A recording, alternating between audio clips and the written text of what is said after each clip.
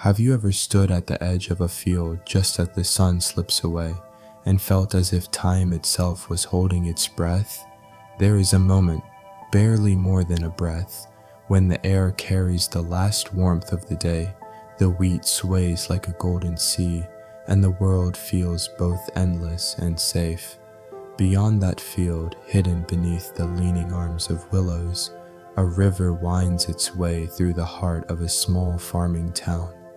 It has been there for longer than any living soul can remember, shaping the land in quiet, patient ways. On still nights, if you listen closely, you might hear its voice, low, steady, and older than words. Tonight, I want to take you there, to walk slowly along the dusty road, past the fences and the quiet barns, until the hum of the day fades and the sound of the river becomes the only thing between you and the stars. And as we follow its path together, perhaps you'll find, tucked between the rustle of the wheat and the murmur of the water, a piece of the calm you've been longing for. There are evenings on the prairie when the light takes its time, as if it has a promise to keep. The day thins itself out across the long ribs of land, and the wheat, standing shoulder to shoulder, lifts a muted shine into the softening air. It is in such an hour that Thomas opens the screen door and steps onto the porch, letting it sigh shut behind him. The hinges speak in a small, familiar way. The boards under his boots answer with a low creak. These are the voices of a house that has lived with the family for a long time and knows how to be quiet. He doesn't rush to sit. He stands at the rail first, resting his palms on the smooth, weather-burnished wood, and lets the evening gather around him. From where he is, the wheat field makes an honest horizon, a gold sea in slow thought, and beyond it, tucked under the loose leaves of willow and cottonwood, the river bends. It does not show itself openly. It trusts the land to carry the sound of it. If you have learned to listen, you can hear what it says. Not a word, but something steadier than words. Thomas has learned to listen. He draws a long breath, and the air is full of ordinary things. The dusty, sweet smell of the yard, a trace of machine oil from the day's work, the simple breath of the field itself, warm as bread. A wind hardly more than a careful hand moves across the wheat. The heads lean and lift again, as if the field is remembering something it once knew and has nearly forgotten. This is the hour when the small sounds are allowed to be themselves. A mourning dove speaks from the fence row. A grasshopper tests its wings and thinks better of it. Far off, a dog remarks on the distance and is satisfied. The earth is a patient listener. Thomas is learning to be the same. He lowers himself into the porch chair, old oak polished by years of evening wait, and tips back until the rear legs find their well-worn places. The chair gives a little, as a friend might make room. He sets his hat upon his knee and watches the last color of the day gather in the higher clouds. The undersides take on a faint rose that is almost not there. A high-flying hawk rides the leftover heat, then slips down the sky and disappears into the ordinary. There is nothing here that announces itself as remarkable, and that is the comfort of it. A person can be carried a long way by a quiet evening. Thomas feels it now, the loosening of all the tight places that the day made in him. He had moved fence posts with his nephew in the afternoon and checked the pump by the north pasture. He had turned over a wrench in his hand and known the threaded logic of it. The sun had lain hot against his neck, and the field had sounded like a long whisper that never had to stop. Now the day is past and not asking anything of him. The porch understands. The river understands. It is easy to imagine that the river beyond the wheat keeps the same slow watch he does, that it has its own kind of porch, where it sits and rests in the evening. Of course, the river is always moving. It does not have to choose to go on. That is its lesson, one that Thomas has slowly come to trust, to continue, not in a hurry and not afraid, but in the simple manner of a thing made for its path. A nighthawk breaks the first dark with its low arc and soft call. The porch light is not yet needed. He enjoys the way the house leans toward the evening with him, how the roof line holds a bit of the heat and lets it down gradually, how the window glass gently returns the last of the afternoon in faint reflections. Inside, there will be the small work of washing up and putting the kettle on. For now, there is only the chair and the field and the mild river speech. When he was a boy, the porch boards were wider, or else his steps were shorter. He remembers coming out from supper with the biscuit still in his hand, crumbs on his shirt front, and his mother's voice beginning to admonish, gentle even in its chiding. He remembers the way his father would rest a big, gentle palm on the top of his head and leave it there, like a benediction. In those days, he believed the wheat grew taller at night, that the field became a different country after the sun went down, one that knew stories he could not yet hear. He has learned since that the stories were always there. The hearing comes later, or maybe it comes with the willingness to be still. The land does not withhold itself.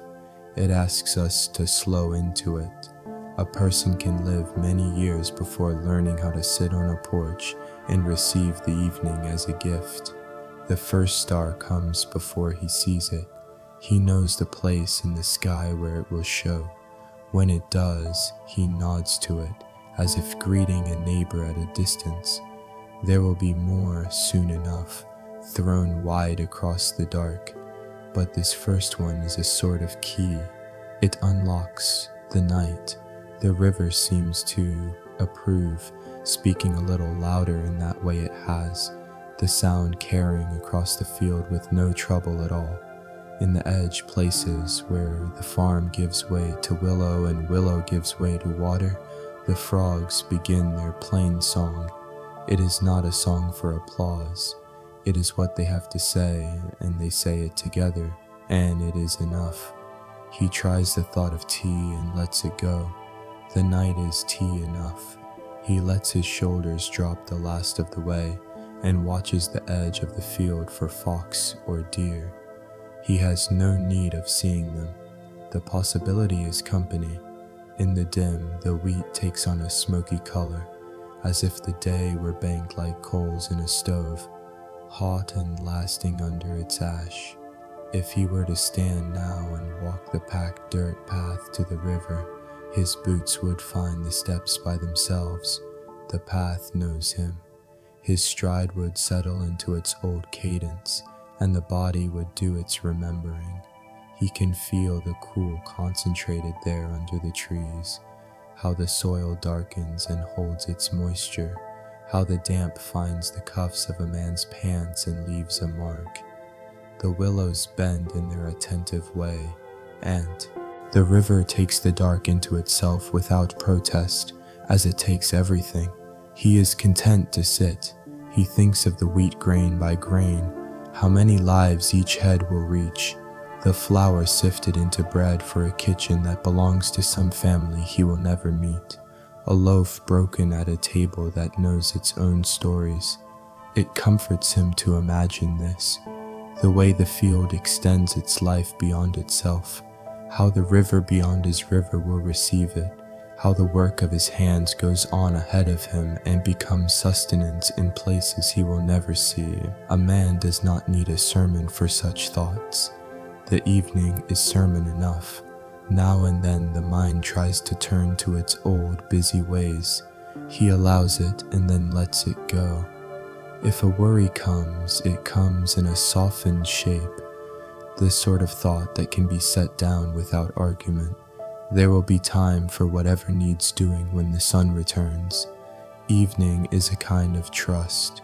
A small moth throws itself into and out of the lamplight that is not yet lit. He watches it anyway, the tiny errand of it, the life that does not ask more than it needs. He is grateful for the company of small creatures. They keep a man attentive to the scale of his gratitude. When the breeze finally finds its cooler self and comes across the porch with a suggestion of the river in it, Thomas closes his eyes and simply breathes. It is not any special practice, only the oldest habit of being alive, but it steadies him. The in-breath gathers what is good, the scent of cut stems, the faint sweetness of clover gone to seed, the clean iron memory of a tool put away. The out-breath gives back what is not needed, the small weight of unchosen thoughts, the grit of the day. He does this without counting, and the body learns again what it already knew. To be here is enough. If you were to look through the kitchen window now, you would see the neatness his mother taught and his father expected, the dish towel folded over the sink's edge, the spoons in their jar, the old clock keeping faithful time with the delicate tick that the house has absorbed. A photograph in a $4 frame rests on the sill, a field like this one, a river like this one, the sky bearing the same first star. Generations look back from that small square, not unhappy to be held. The screen door breathes in and out with the evening. A cricket, become bold, takes up residence in the corner. The ground holds its long day's warmth. The high clouds extinguish one by one. He finds the place between thinking and sleep, a shoreline where the mind thins and the world grows larger. There is no hurry to cross. He has learned that sleep, like the river, keeps its own schedule and comes more kindly to those who do not call it by its name too loudly. Some evenings call for talk, but this one does not. He is glad of the kind of silence that is full rather than empty, the kind in which a man recognizes himself as a small and necessary part of a larger patience. The field abides. The river abides. He abides with them. In this communion, there is no striving. There is only belonging. The chair gives again, and he lets it. Somewhere in the back of his mind, a younger version of himself runs in with grass-stained knees and a mouth full of summer, desperate to tell him something important about frogs or stones or the way a certain cloud looks like a horse. And he smiles because he can, because the news of the child is always good. He does not need to answer. The child knows. The first porch light of the night flickers on in a house 2 farms over. It is an ordinary light, needing no announcement. It touches the edge of the wheat and rests there. He thinks of the neighbors whom he sees most days only as the sum of their labors and their trucks in the distance. He sends them, without saying so, a little wish for rest. This is how the rural evening spreads itself, by small generosities the size of breath. He will go in soon. He will rinse his hands and turn the kettle on after all, and drink something warm and plain from the heavy mug with its nicked rim. He will wind the clock and draw the curtain and make the bed a gentle place. But not yet, not while the river is speaking so clearly, and the field is making its old, trustworthy sound, and a man can sit on his porch and be put right by the simplest things. The night walks out fully onto the land. The stars multiply in their usual way. The rooms behind him hold their soft order. He leans back, closes his eyes, and lets the river carry him a little, only a little, toward sleep. There is nothing to fear here.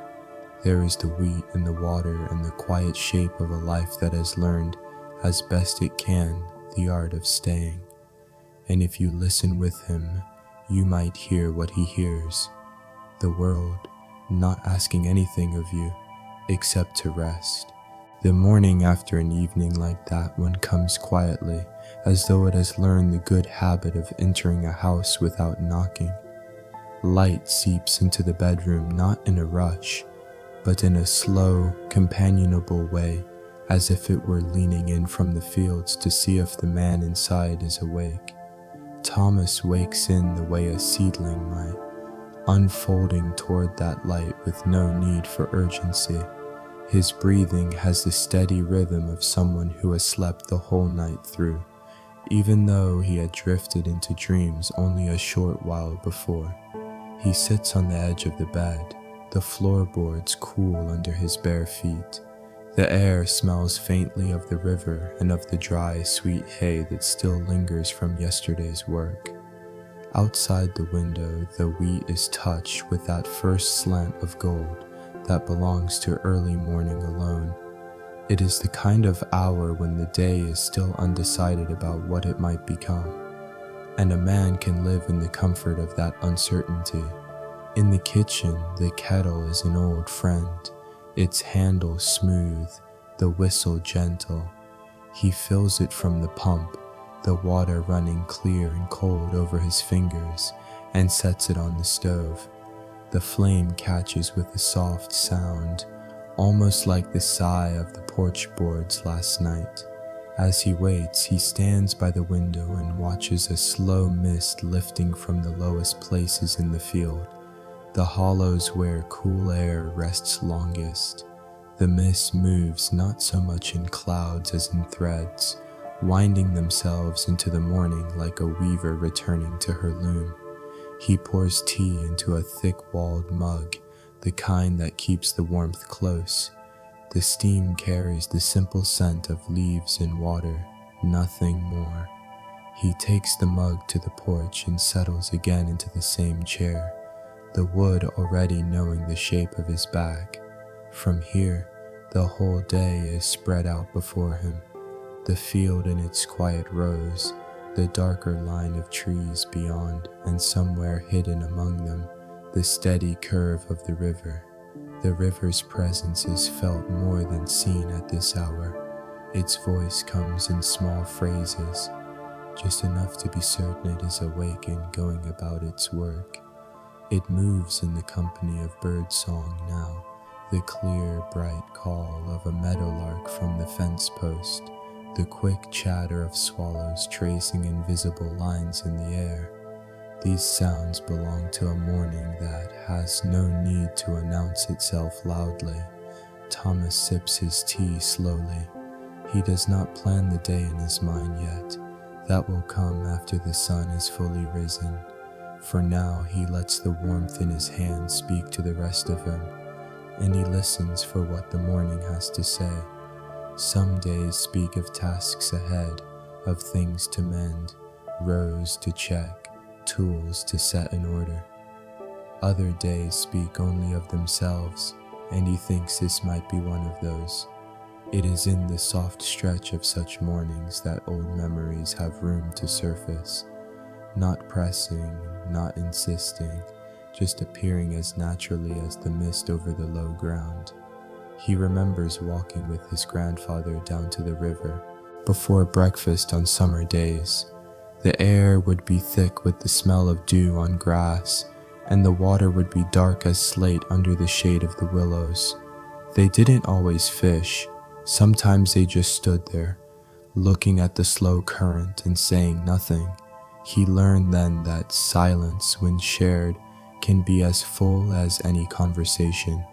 From the porch, he can see the faint shimmer where the wheat ends and the tree line begins.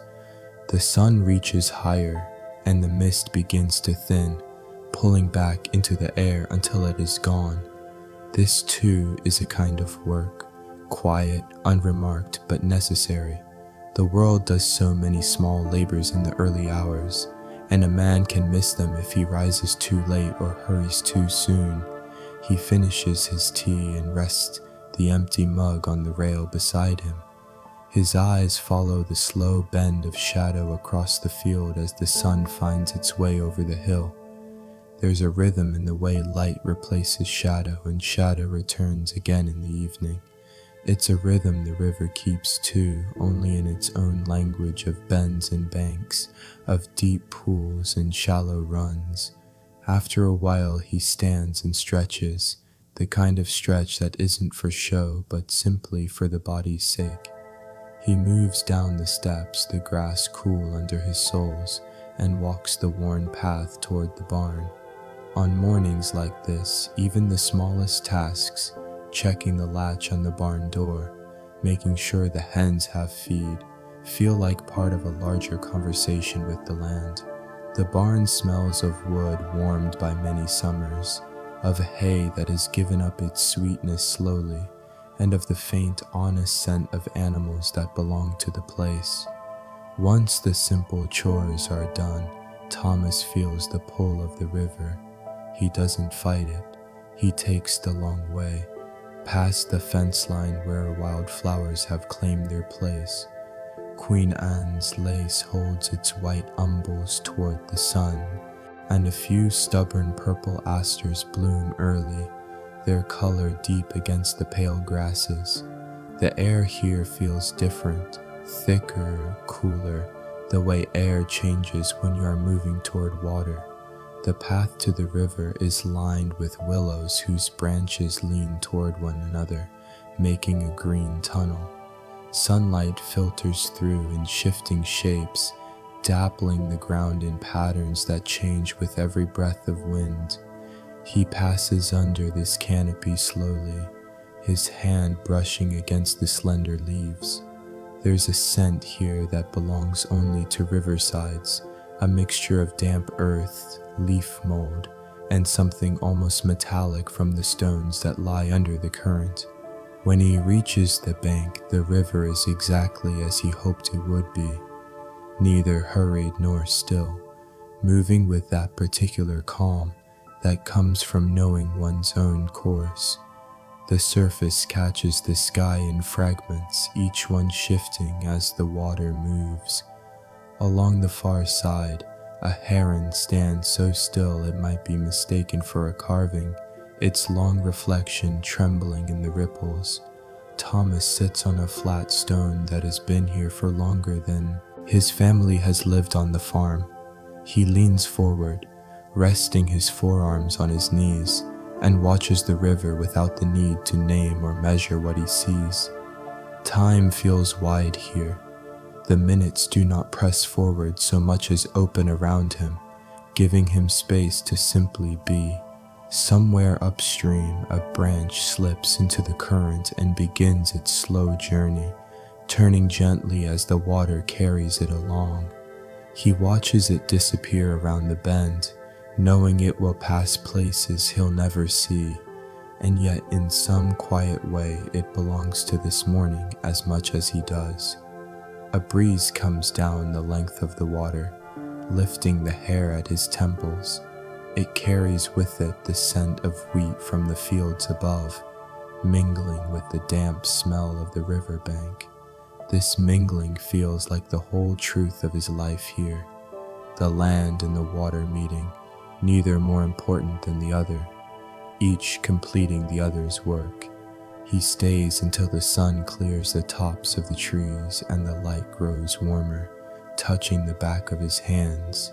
Then, slowly, he rises. The day is waiting, but it is not calling loudly. It will come at its own pace, and so will he. As he walks back toward the fields, the sound of the river follows him for a while, fading only when the wheat takes over with its dry, patient rustle. He knows it will be there when he returns, as it always has been, steady in its course, speaking in its low, certain voice to anyone who cares enough to listen. And he does.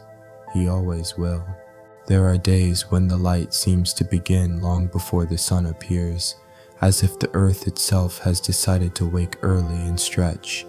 This was such a morning. Thomas rose slowly, not out of reluctance, but out of the quiet recognition that the day would wait for him. The floorboards beneath his feet carried the coolness of the night, and through the open window came the faint, steady murmur of the river. soft, almost like a voice speaking from another room. He dressed without hurry, pulling on a shirt whose fabric had thinned over years of wash and wear. It was the sort of shirt that fit not because of tailoring, but because it had learned his shape.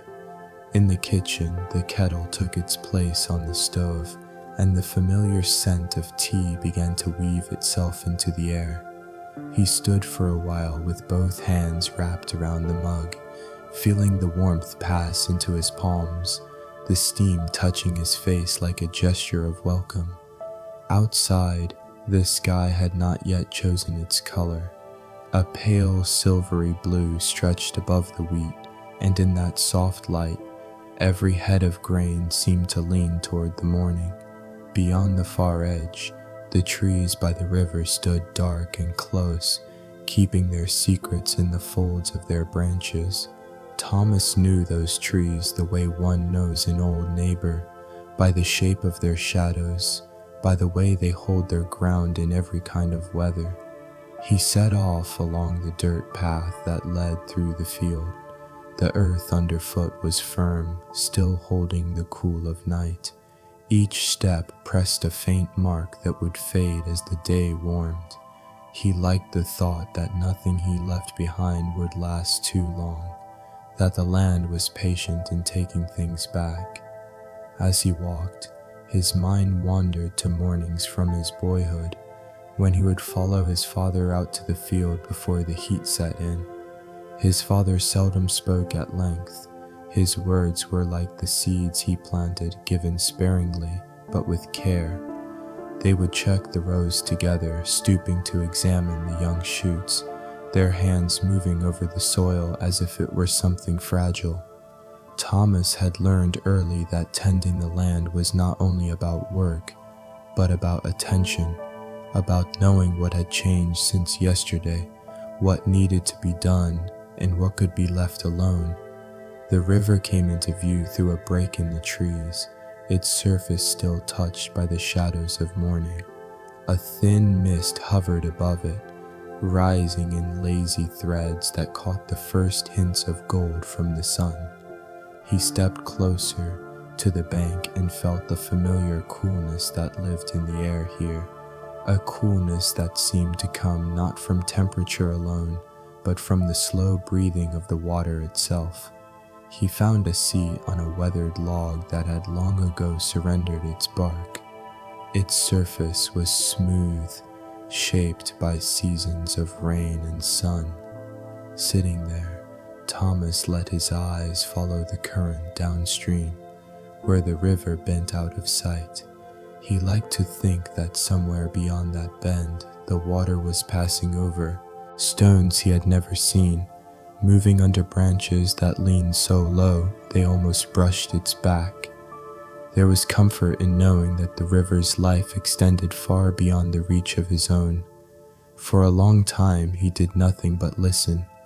There was the low, even sound of the water slipping past, the occasional plunk of a fish taking an insect from the surface, the rustle of leaves stirred by a wind too light to be seen. These were not sounds to fill the air, they were simply part of it, as essential as the silence between them. His thoughts, unhurried, turned again to his father. He remembered the way the older man would pause in his work, leaning on the handle of a hoe, eyes fixed on some point in the distance. It wasn't that he was distracted, Thomas understood that now, but that he was measuring the day, weighing it in his mind before moving on. There was a steadiness in him that Thomas hoped he had inherited, though he knew such things were learned more by living alongside them than by blood alone. After a while, the sun rose higher, and the mist began to lift in earnest. The trees along the bank seemed to step back, their outlines sharpening in the light. Thomas stood and walked a little way upstream, following the narrow strip of earth between the water and the roots of the trees. His boots made a soft sound in the damp soil, and he could smell the clean mineral scent that rose from it. He came to a shallow place where the water spread wider, its surface broken by smooth stones. Here, the river's voice changed, speaking in a lighter tone as it hurried over the shallows. He crouched down and let his hand sink into the current. The chill was immediate, reaching up through his arm and into his chest. He held it there until his skin began to tingle, then withdrew it slowly, watching the drops fall back into the flow. On the walk back toward the house, he kept his pace easy, letting his eyes drift over the field. The wheat moved gently in the breeze, each stalk leaning into the next like neighbors sharing a bit of news. The sun had begun to warm the air, and the scents of earth and grain mingled into something he could never quite describe, something that belonged only to this place, in this season, at this hour. Near the edge of the field, he stopped and turned for a last look at the river. It was hidden again now, folded back into the trees, but he knew it was there, moving at the same unhurried pace it always had. That was the river's gift, to be constant without being still, to keep going without forgetting where it had been. When he reached the porch, the chair was waiting, its wood warmed a little by the rising sun. He sat down, feeling the quiet settle around him again. The mug of tea was gone, the work of the day still ahead, but for now, there was nothing he needed to do but watch the morning complete itself. And so he did, watching as the light filled every space, as the field took on the full color of day, and as the hidden river kept on speaking in its low, sure voice, a voice he could carry with him no matter where he went. The morning settled into the day with the kind of grace that makes a man forget there was ever a dividing line between them. Thomas lingered on the porch longer than he meant to, but there was no guilt in it. He watched the sun make its slow climb above the far ridge, each degree of its rise casting a gentler gold across the wheat. From here, the field looked less like rows of grain and more like a single breathing body, swaying and shimmering with every small turn of the wind. Eventually, he rose and went to the barn. The doors opened with the same easy give they had for years, the wood carrying the scent of sun-warmed boards and last summer's hay. Inside, the dust caught the light in suspended motes, as though the air itself had slowed to match the rhythm of the place. The work today was simple: a bit of oil on the hinges of the gate, a check on the feed for the hens, and the sharpening of a spade that had grown a little dull with use. He moved through each task without hurry, letting his mind rest in the doing. The sound of the whetstone against the spade was steady, almost musical in its repetition. It reminded him of evenings long ago sitting on the porch with his father, each of them tending to some quiet chore while the crickets sang. Work, his father had said once, wasn't always about speed or getting ahead. It was about giving yourself to the moment until it was done right. By mid-morning, the air had warmed, and the light had shifted to the brighter white of a summer day. Thomas stepped out to the small garden behind the house. The tomatoes were heavy on their vines, their skins taut and shining. He reached among the leaves, his hands brushing the soft fuzz on the stems, and picked only what would be eaten today. There was no point in taking more than that. Beside the tomatoes, the basil released its scent at the lightest touch, the smell rising up as if in greeting. He paused in the garden to listen. Somewhere far beyond the edge of the field, a tractor was at work, its engine a low hum carrying across the land like the voice of someone speaking in another room. Closer by, a pair of swallows darted and looped in the air, their calls bright against the steady backdrop of the day. Even closer still was the faint, constant whisper of the wheat, each stalk leaning into its neighbor, passing along some quiet, wordless news. After a light meal, Thomas decided to walk down the lane toward the Miller place. The Millers had been neighbors for as long as he could remember. Good people who waved from their truck windows and asked after his health whenever they crossed paths in town. The lane was shaded here and there by old maples, their leaves shifting like small green coins in the breeze. He let his hand trail along the fence posts as he walked, the wood warm and a little rough under his fingers. Mrs. Miller was out front, tending to her flower beds. She straightened when she saw him and waved, a smile spreading across her face. They talked for a while, about the weather, about the wheat this year, about the small repairs she and her husband were making to the barn roof. It was easy conversation, the kind that drifts and circles back on itself, unhurried and without expectation. Before he left, she pressed a small jar of her wildflower honey into his hand, saying it might sweeten his tea. On the walk back, Thomas took the long way, following a path that curved gently through the lower pasture. The grass here grew high, brushing against his legs, and the scent of clover rose up in the warm air. He thought about how many times he had walked this path over the years, how the seasons had painted it in different colors, how the light had shifted with the turning of the earth.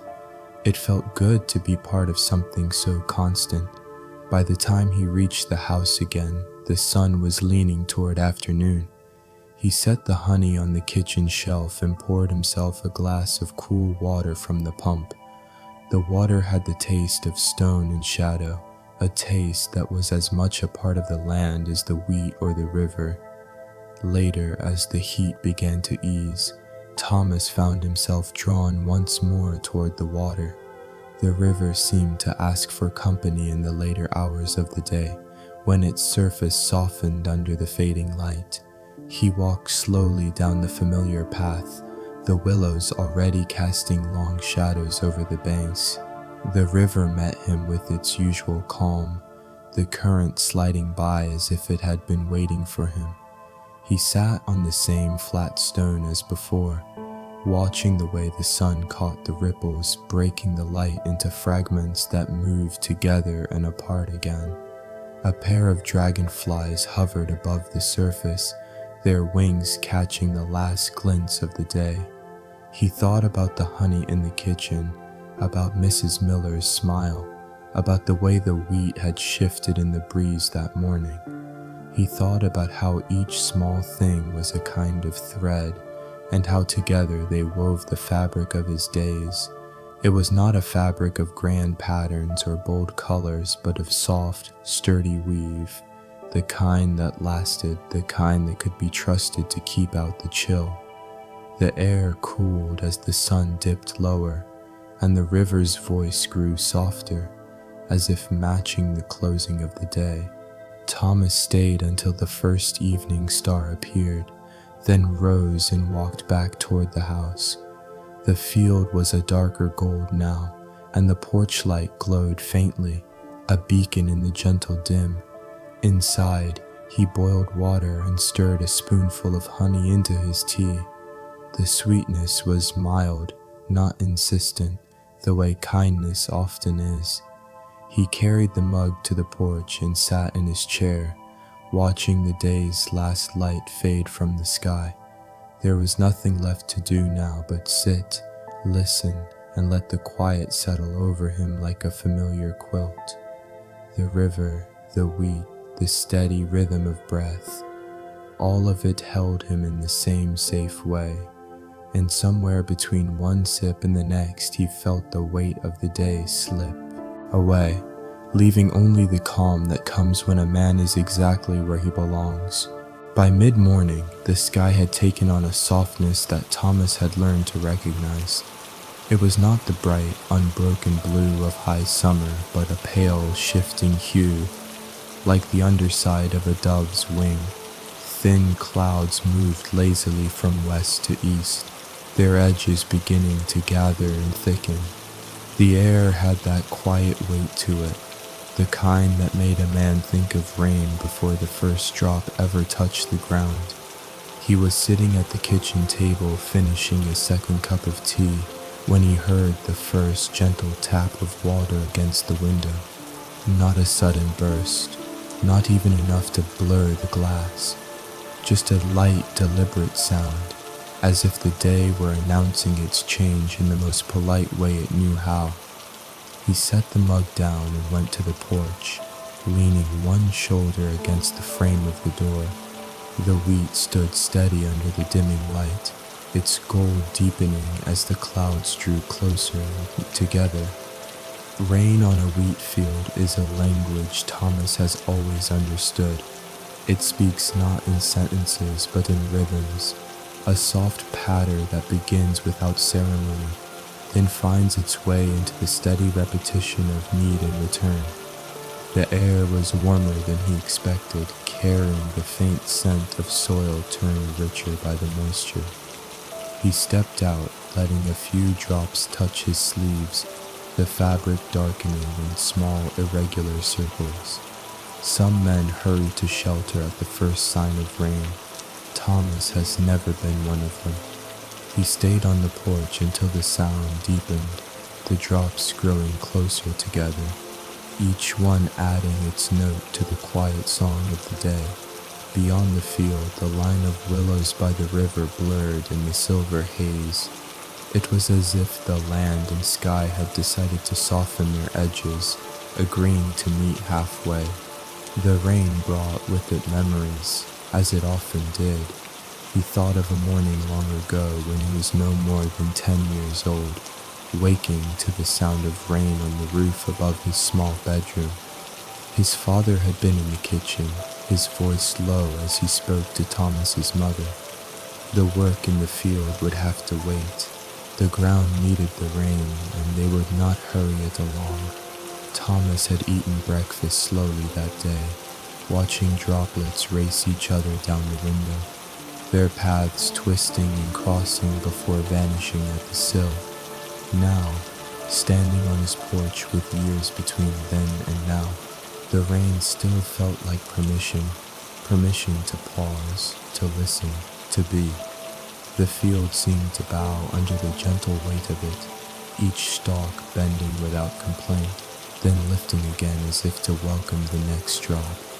The wind moved only enough to shift the direction of the rain in brief, wandering arcs. When the rhythm of the rain settled into its slower pattern, Thomas stepped down from the porch and walked toward the barn. The dampness in the air was cool against his face, and the ground gave slightly under each step, as if it were breathing in the water. The barn doors groaned softly as he opened them, and the familiar scent of hay and wood wrapped around him. Inside, it was dim and dry, with only the faintest echo of the rain tapping on the metal roof above. He sat for a while on the low bench just inside the doors, watching the rain through the open frame. From here, the world looked like an old photograph, faded at the edges, each movement slowed by the curtain of water. A pair of barn swallows darted in, their wings bright against the dim, then disappeared into the rafters where their nest clung to the beam. The sound of rain on a barn roof is different from rain on the house. It is rounder, fuller, almost like a drum played at a distance. He listened to it without trying to think of anything else. It was enough to just be there, to feel the gentle hum of the day carrying on in its own way. After a time, the rain eased and the light began to shift again. He stepped back outside, the air now heavy with the scent of wet earth. The wheat shone muted gold, its stalks jeweled with droplets. Along the path to the river, the grass was darkened and lush, each blade bending under its own small weight of water. When he reached the riverbank, the change was clear. The water moved with a livelier voice now, its surface broken into small ripples where the drops still fell from the overhanging branches. The willows dripped steadily, their leaves glistening. The river welcomed the rain the way a friend welcomes a letter, reading it slowly and holding on to the words as they pass. Thomas found his usual place on the flat stone and sat. The cool dampness of the stone came through his trousers, grounding him in the moment. Across the water, a heron stepped carefully among the shallows, each movement deliberate, its reflection fractured by the ripples. He thought about how rain changes a place without rewriting it. The field would dry, the river would settle back into its slower pace, the sky would clear, but something would remain, a richness in the soil, a memory in the air, a fullness in the heart of the day. As he sat there, the last of the rain faded into silence, leaving only the softened sound of the river. The clouds began to break, and a pale light returned, touching the wet surfaces with a muted gleam. He stayed until the first blue opened in the sky, then rose and made his way back toward the house. By the time he reached the porch, the boards had begun to dry in patchwork shapes, and the air felt newly washed. He poured himself a cup of tea and stirred in a small spoonful of honey. The sweetness bloomed gently in the warm liquid, and he carried it out to the chair. The day still held its work, but for now there was no reason to rush. The rain had done its part, the land was at ease, and so was he, sitting with his hands around the mug, watching the last drops slide from the leaves, and feeling, in some unspoken way, that the world was in good order. By late afternoon, the rain had passed far to the east, leaving the land washed and breathing in a new rhythm. The wheat field, still beaded with droplets, held the light differently now, each stalk leaning under the delicate weight of water, every head bowing as though in quiet gratitude. The air was softer, cooler, with that lingering freshness that only follows a summer rain. Thomas stood at the edge of the porch, hands resting on the railing, letting his eyes travel the long, familiar sweep from the field to the dark ribbon of trees that guarded the river. The sun was slow in its descent, caught in the scattered clouds that had not yet drifted away. They moved lazily across the sky, casting long, slanted shadows over the land. Light pooled in certain places, a bend in the lane, the crest of a small hill, while other parts of the field lay in gentle shade. He had always liked these hours, when day begins to consider its leaving, but hasn't yet made up its mind. The air carried a mix of scents now, the deep, rich smell of damp earth, the sweetness of clover rising from the pasture, and somewhere faint but steady, the sharper green of the willows by the water. Each breath felt as though it filled more than his lungs. It settled into his chest, easing places he hadn't realized were tense. Thomas stepped down into the yard, his boots making a low sound in the soft ground. He walked slowly, not toward any particular task, but simply to move through the changed world. The path toward the river was darker now, the soil holding its moisture. Each footprint pressed a little deeper than usual. He let his hand trail along the fence posts, the wood cool and faintly damp. Along the way, he paused beside the garden. The tomato vines were heavy and fragrant, their leaves still holding drops that flashed when a shaft of sunlight found them. A bee moved lazily between the blooms, slower than in the heat of midday. Near the fence, the basil released a stronger scent where the rain had bruised the leaves. As he reached the willows, the air cooled again. The river was calmer than it had been at midday, the rise in its voice after the rain now quieted to a steady, thoughtful murmur. The surface held the colors of the evening, gray, green, and the pale gold of sunlight filtering through the high branches. Thomas sat on his usual stone, the one smoothed by decades of weather and by his own visits. From here, the river looked as if it were thinking its way forward, each small current adjusting to stones and banks in its path. A dragonfly skimmed the surface, its wings catching light like fragments of glass. Somewhere nearby, a frog called once, then again, as if deciding whether to speak at all. He let his thoughts wander back to other evenings like this. He remembered coming here as a younger man, sometimes after a day's hard work, sometimes after no work at all, simply because the river called to him. He had stood in the same place when the air was thick with summer heat, when the banks were dust dry, and when ice clung to the edges of the water. Each time, the river had been different, yet it had always carried something unchanged, an understanding, perhaps, that life was not meant to be hurried. The sun broke through a gap in the clouds then, laying a soft path of light across the water. He watched as it shifted with the current, moving without breaking. This too felt like a kind of lesson, how to carry what you are through all that changes around you. After a long while, he rose and made his way back to the house. The sky was deepening into a quiet blue, the kind that promised a gentle night. In the distance, he could hear the first evening calls of crickets. Their sound came in slowly at first, a note here, another there, until it began to weave into a steady chorus. On the porch, Thomas lit the lamp. Its warm glow spilled over the boards and out into the yard, drawing soft edges between light and dark. He sat with a fresh mug of tea, the honey melting easily into the warmth. The steam rose into the cooling air, carrying the scent just far enough that he imagined the night might notice. From here, the field was a dark silhouette against the last light of the day. Beyond it, the trees by the river were nearly black now, their shapes blending into the growing night. But he knew the water was still there, moving under the sky, carrying its steady voice into the hours ahead. The crickets grew louder, joined by the occasional soft trill of a tree frog.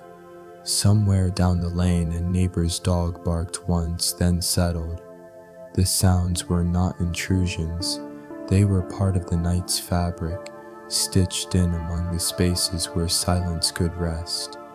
He leaned back, letting the chair find its rhythm, the gentle rock forward and back. Each movement matched the slow pace of his breathing. There were no more work to be done, nothing pressing to plan. The day had ended as it should, with the field resting under the stars to be, the river keeping its watch, and the air cool and generous around him. He took one last sip of tea, set the mug aside, and let his hands rest in his lap. The night was close now, wrapped around the house like a quilt, and he let himself sink into it, knowing that he was held by the land, by the river, by the quiet truth that there was nowhere else he needed to be. The day began in a hush so complete it seemed to come from inside the land itself. Thomas woke before the first light had found its way to the windows, drawn not by any sound, but by a kind of stillness that asked to be noticed.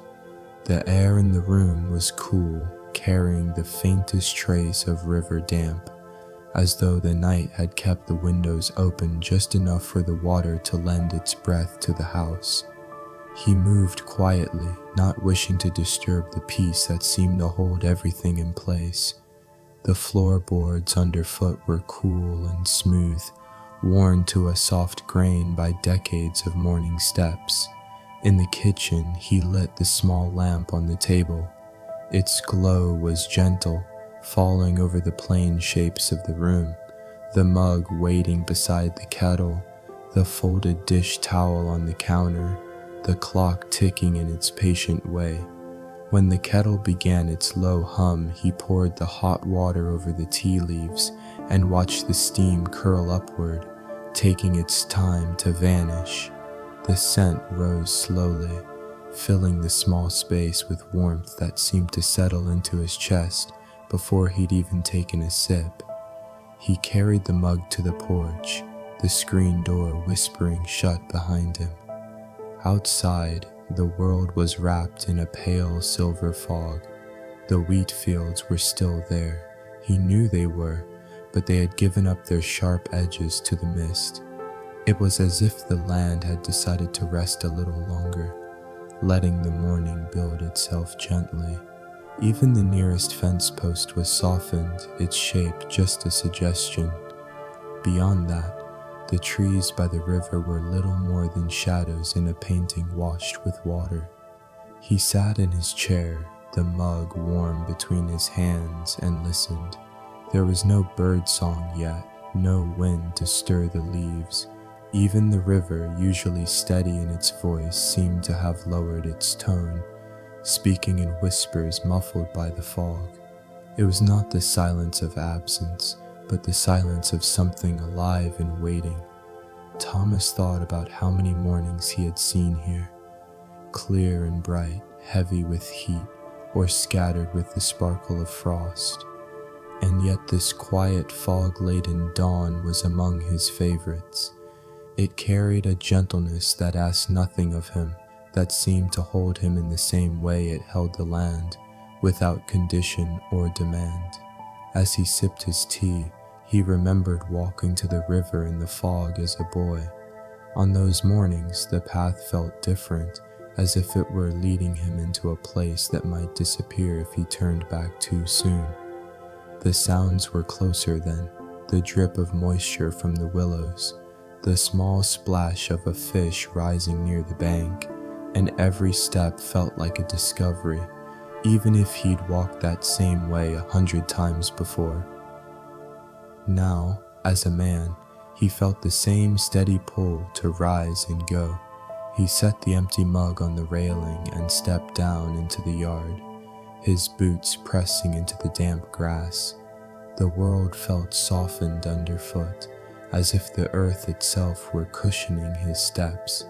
He followed the path slowly, letting the cool air touch his face, each breath carrying the mingled scents of wet grain and river mist. The fence line appeared in fragments as he walked, each post arriving from the fog as if stepping forward to greet him before fading again into the distance. Spiderwebs beaded with dew hung between the tall grasses, their fine threads catching what little light the morning offered.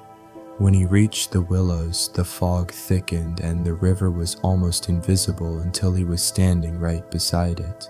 Even then, its surface was more suggestion than sight, a muted silver, moving just enough to ripple the reflection of the nearest branches. He stood still, listening to the careful lap of water against the bank, a sound so even it might have been the heartbeat of the land. Thomas lowered himself onto the familiar flat stone. The coolness of it came through the fabric of his trousers, anchoring him in the moment. He let his hands rest loosely on his knees and simply looked at what could be seen and what could not. There was comfort in both. The fog made no promises about when it would lift, and that was all right. Not every truth needed to arrive quickly. Time passed in the unmeasured way it does when a man is fully at rest. Somewhere beyond the fog, a bird began to call. One note, then a pause, then another. A moment later, a second voice joined in, softer, from farther off. The day was waking in its own time, each sound a small thread pulling the morning together. He thought about how life often moved in the same way. Slow and quiet, not always clear at first, but with a shape that revealed itself if you were patient enough to wait. The river seemed to understand this. It had no need to push the fog away. It simply kept moving, trusting that the light would come when it was ready. Eventually, the mist began to thin. The far bank of the river came into view, its grasses and wildflowers bending under the weight of dew. The first hints of gold touched the tops of the wheat beyond the trees. The fence posts stood more firmly now, their weathered grain visible once more. Thomas rose slowly, as if not to disturb the last of the fog. He followed the path back toward the house, the land emerging around him with each step, familiar shapes returning from their soft hiding places. By the time he reached the porch, the sun had broken through in narrow beams, laying bright stripes across the damp boards. He picked up his empty mug, stepped inside, and refilled it with fresh tea. Outside the kitchen window, the day had fully claimed the fields, and the air was already warming. But he carried the memory of that fog-bound hour with him, a quiet so deep it had reached into his bones, leaving them lighter. As he sat once more on the porch, cradling the renewed warmth in his hands, he felt the steady truth of the morning settle around him, that peace is not found in the absence of all things, but in the soft presence of the right ones, the mist, the water, the slow return of the light. By midday, the fog of the early morning had long since dissolved, leaving the fields open and wide under a pale summer sky.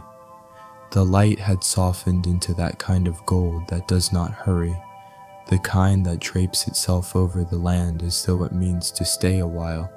Thomas sat on the porch for a time after the morning's small chores, resting in the quiet fullness that comes when there is nothing pressing to be done. The wheat shimmered faintly in the heat, each stalk moving almost imperceptibly in the light breeze. A lazy hum hung in the air, the sound of insects at work among the clover in the pasture, the steady wing beat of a lone bee crossing the yard. Even the river, hidden beyond the dark line of willows, seemed to have slowed its voice to match the hour. Thomas rose and went to the kitchen for a drink of water. The pump handle gave its familiar creak, and the water flowed cold and clear into the glass. He stood at the counter, letting the chill move through him as he drank, and listened to the house settle.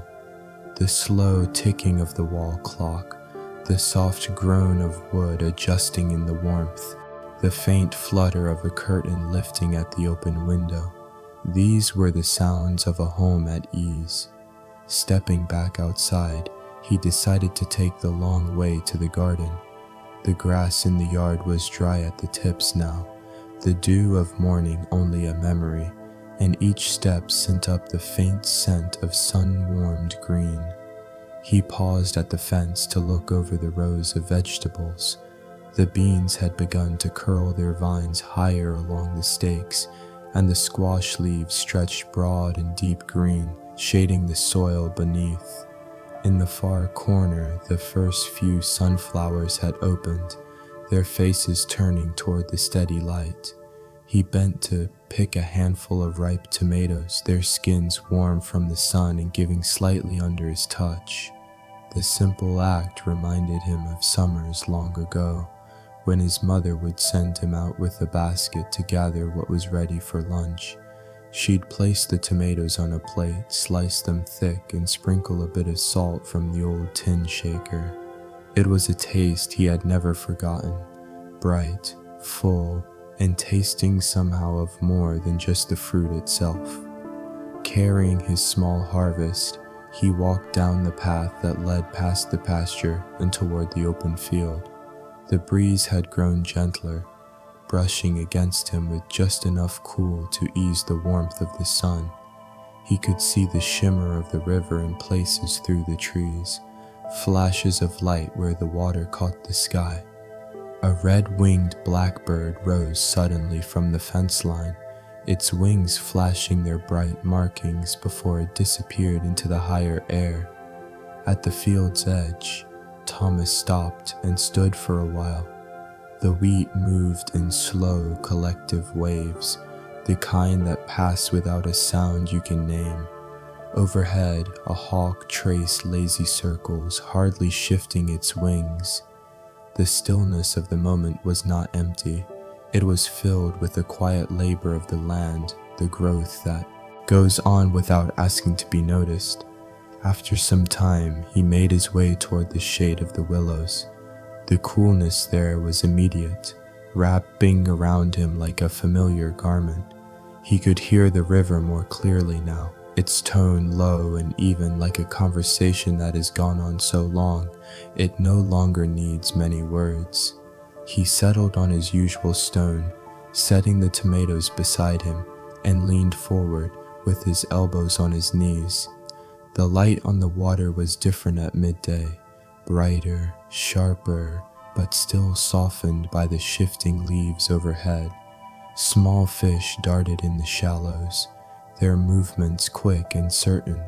A dragonfly hovered close for a moment, then drifted away on the warm air. Thomas watched it until it vanished into the light, then let his gaze return to the slow, constant current. He thought about the rhythm of these hours, the way the day stretches open in the middle, offering space enough for a man to see clearly where he is. There was no need for plans, no call to fill the time, just a simple fact of being here, between the wheat and the river, in the company of all that had been here before him, and would remain long after. The sun shifted gradually, casting new patterns through the branches. He could see the shadow of a willow leaf moving across his hand, the shape changing with each breath of wind. There was a kind of grace in it, a reminder that beauty did not need to be sought. It could arrive quietly, settle beside you, and ask nothing in return. When the heat began to press a little heavier, Thomas picked up the tomatoes and made his way back toward the house. The boards of the porch were warm under his boots, and the shade from the overhanging roof was welcome. He set the tomatoes on the kitchen counter, rinsing them in cool water, and arranged them in a shallow bowl. As the afternoon leaned toward its slower hours, he returned to the porch with a glass of water and the bowl beside him. The field lay quiet in the sun, the river's voice still steady beyond the trees, and the house seemed to breathe in time with them both. He took a slice of tomato, sprinkled a pinch of salt, and let the taste carry him back to those summer lunches of his childhood. The flavor was the same, but the years had added something, an understanding perhaps, of how rare it is for a moment to feel so completely enough. There is no rush to finish the bowl, no need to think beyond the reach of the next breeze. The day would move as it wished, and he would move with it, here in the steady heart of the land, with the wheat at his front and the river at his back. And in that wide golden stillness, Thomas felt again the truth he had always known, that sometimes the most important thing a man can do is to sit quietly in the middle of his own life and let it be exactly what it is. By late afternoon, the heat had softened into something gentler, the kind of warmth that rests on the skin instead of pressing into it. The light began its slow descent, leaning toward that golden hour, when the world seems to pause between one breath and the next. From the porch, Thomas could see the shift, the wheat taking on deeper tones, the long shadows of the fence posts stretching eastward, the trees by the river touched at their edges by a honey-colored glow. He sat for a while in the shade of the porch roof, watching the changes unfold with the kind of attention that comes only when there's nothing else demanding it. The air smelled of sun-warmed grain and the faint, sweet hint of clover from the pasture. Somewhere beyond the yard, a meadowlark sang a few notes before falling quiet again, as though the day itself had hushed it. When the sun dropped just a little lower, Thomas stepped down into the yard. The boards of the porch were warm under his boots, and the grass, though dry at the tips, felt cool where the shadows had begun to gather. He followed the narrow path along the edge of the field, letting his fingers brush the heads of wheat as he passed. The grain yielded easily, swaying under his touch, each stalk bending and returning without complaint. At the far corner of the field, he paused to take in the view. The land here opened wide, with the river's trees marking a dark, curved boundary. Beyond them, he knew the water moved steadily, carrying the day's light toward places he would never see. He thought about how many evenings he'd stood here, watching the same sun, feeling the same quiet in his bones. The years had brought change in their own way, but the essence of this hour had never altered. He turned toward the willows, drawn as always to the water's edge. The path was worn smooth by his steps over the seasons, and the earth gave softly underfoot. A few grasshoppers leapt out of the way, their bodies catching the light before disappearing into the shadows. The air grew cooler as he approached the trees, the smell of damp leaves and river silt rising to meet him. When he reached the bank, the river was just as he hoped, calm but not still, its surface shifting with the slightest current. The sunlight fell across it in long, broken bands, turning the water into a patchwork of gold and shadow. A single cottonwood leaf floated past, spinning slowly as it drifted downstream. Thomas lowered himself onto the flat stone, feeling its familiar coolness through the seat of his trousers. The river's voice was steady here, deep and unhurried. He let the sound fill the space around him, mingling with the occasional rustle of the willows overhead. The air held that rare balance, warm enough to be comfortable, cool enough to invite him to stay. As he sat, his thoughts wandered to the evenings of his childhood. He remembered coming here with his grandfather, the two of them standing side by side, their shadows stretching long into the water. His grandfather would point out the way the light moved across the surface, how the fish rose when the air cooled, how the river always seemed to welcome the night without fear. Those quiet lessons had stayed with him, more felt than spoken. The sun dipped lower, and the gold on the water deepened to amber. The fields beyond the trees glowed in the last full light. Their motion slowed to a gentle sway. The air began to shift, the first hints of evening cool slipping in, carrying with them the scent of the damp earth that would soon release its night fragrance.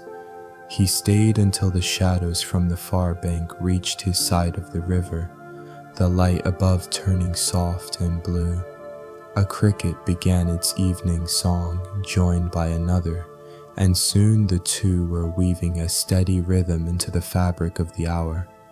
When he finally rose, he did so slowly, as though not to disturb the moment's stillness. The walk back to the house was quiet, the path now shaded and carrying the cooler air with it. The wheat, seen now from the edge of dusk, had taken on a different color, less gold, more bronze, each stalk catching the last scraps of light. Back at the porch, he lit the lamp. Its glow reached out just far enough to touch the first few steps of the path, leaving the rest of the yard to the gathering night. Inside, he poured a glass of cool water and stood for a moment at the kitchen window, watching the sky darken.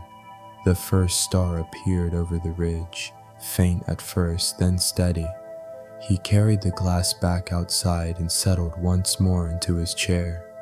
The night was coming on in layers now, light fading from the highest clouds, the hum of insects growing stronger, the river's voice deepening in the distance. He felt no need to speak or think much. The day had given him enough, its warmth, its colors, its gentle leaving. In the quiet, he let his eyes rest on the place where the river lay unseen beyond the wheat, knowing it was there, moving through the dark with the same patience it had shown in the light. And as the night wrapped itself around the house, he felt, as he often did, that he was exactly where he belonged, between the river and the fields, in the tender space where day becomes evening, and the world asks nothing more of him than to be still. The night had arrived without hurry, like a quiet guest who knows the way to the porch and needs no invitation. Thomas had been sitting there for some time, letting the last of the day slip away in its own rhythm, when he noticed the moon beginning to rise over the far ridge. It was nearly full, round and calm, climbing through the low haze with a light that was more silver than white. The air, still warm from the afternoon sun, carried the faint scent of wheat and the cooler breath of the river drifting through the willows. From his chair he could see the moonlight touch the tops of the fields first, giving each stalk a pale edge as if drawn by a careful hand.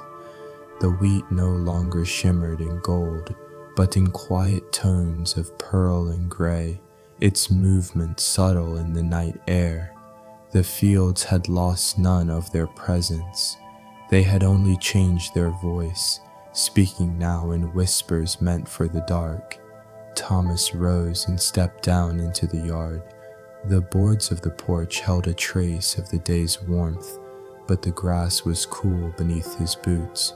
Above him, the sky was deepening into a rich indigo, stars gathering in the spaces the moon had not claimed. A lone whip poor will called from the far edge of the pasture, its sound carrying clearly in the stillness. He walked the familiar path toward the river, though in the moonlight it seemed different, softer yet more certain. The fence posts cast long, pale shadows, and the stones in the path caught the light in small flashes. The willows ahead were dark shapes, their branches swaying gently, each movement slow enough to feel intentional. When he reached the bank, the river was laid open to the night. The moon's reflection stretched long and unbroken across the water, trembling only where the current moved over a shallow bed of stones. The surface carried both light and shadow, shifting them together in a way that made it hard to tell where one ended and the other began. He stood for a moment, letting the sound of the water fold into the silence around him. Thomas found his place on the flat stone, its coolness more noticeable now in the night air. The river spoke in its familiar voice, low, steady, without urgency. Somewhere downstream, a fish rose, the ripple widening until it met the moon's path and vanished into its glow. As he sat, he thought of other moonlit nights here, some from his boyhood when the walk to the river felt longer and the shadows deeper, others from years when work had kept him in the fields past sunset, the moon guiding him home. Each memory felt close enough to touch, layered into the land the way the current was layered into the river's flow. The air cooled gently, and with it came the scent of damp earth from the bank.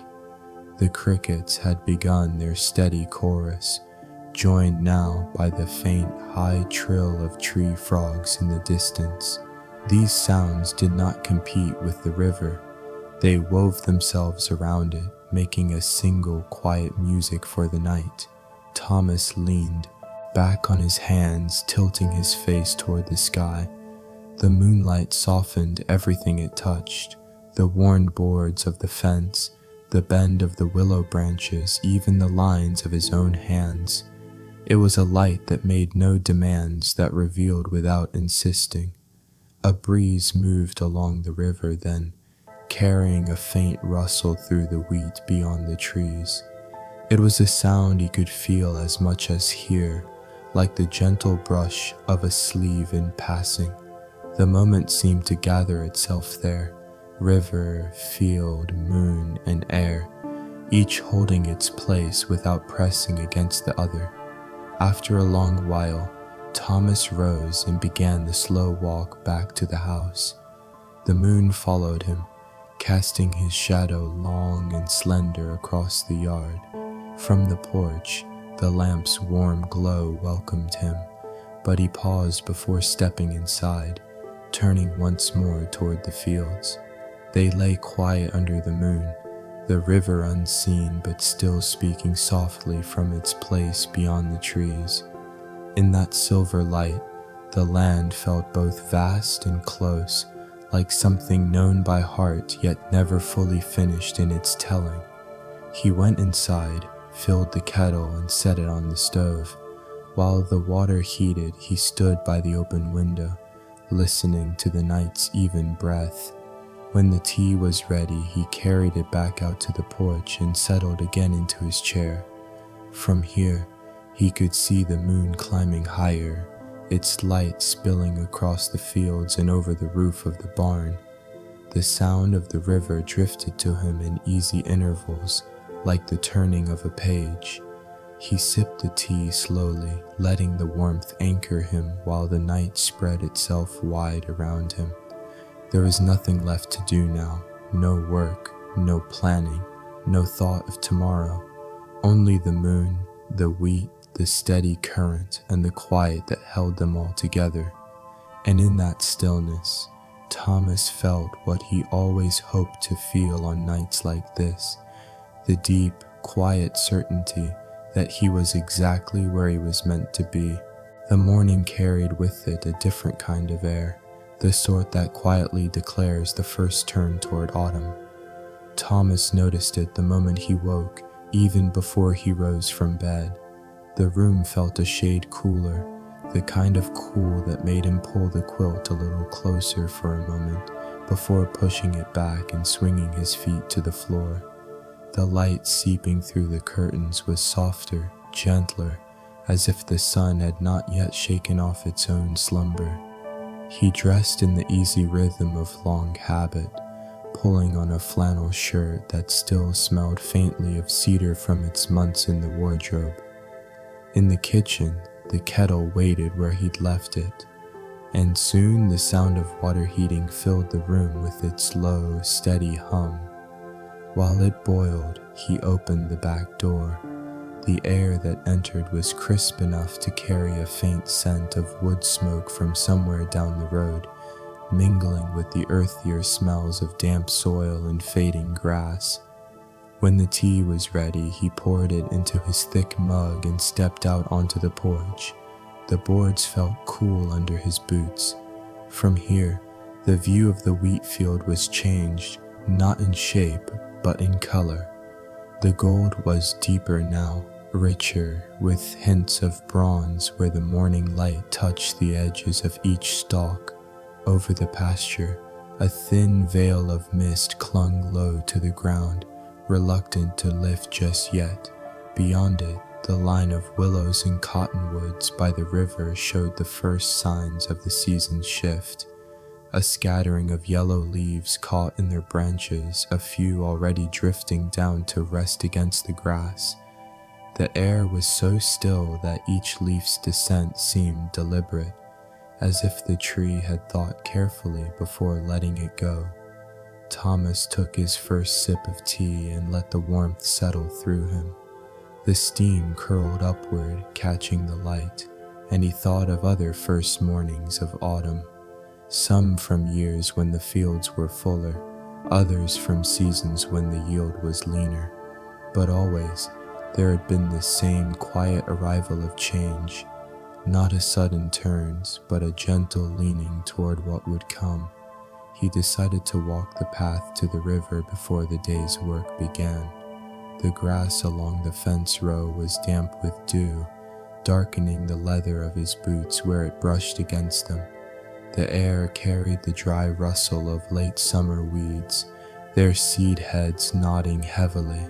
Insects moved slower now, their buzzing lower, as though they too felt the season shift. When he reached the willows, he paused.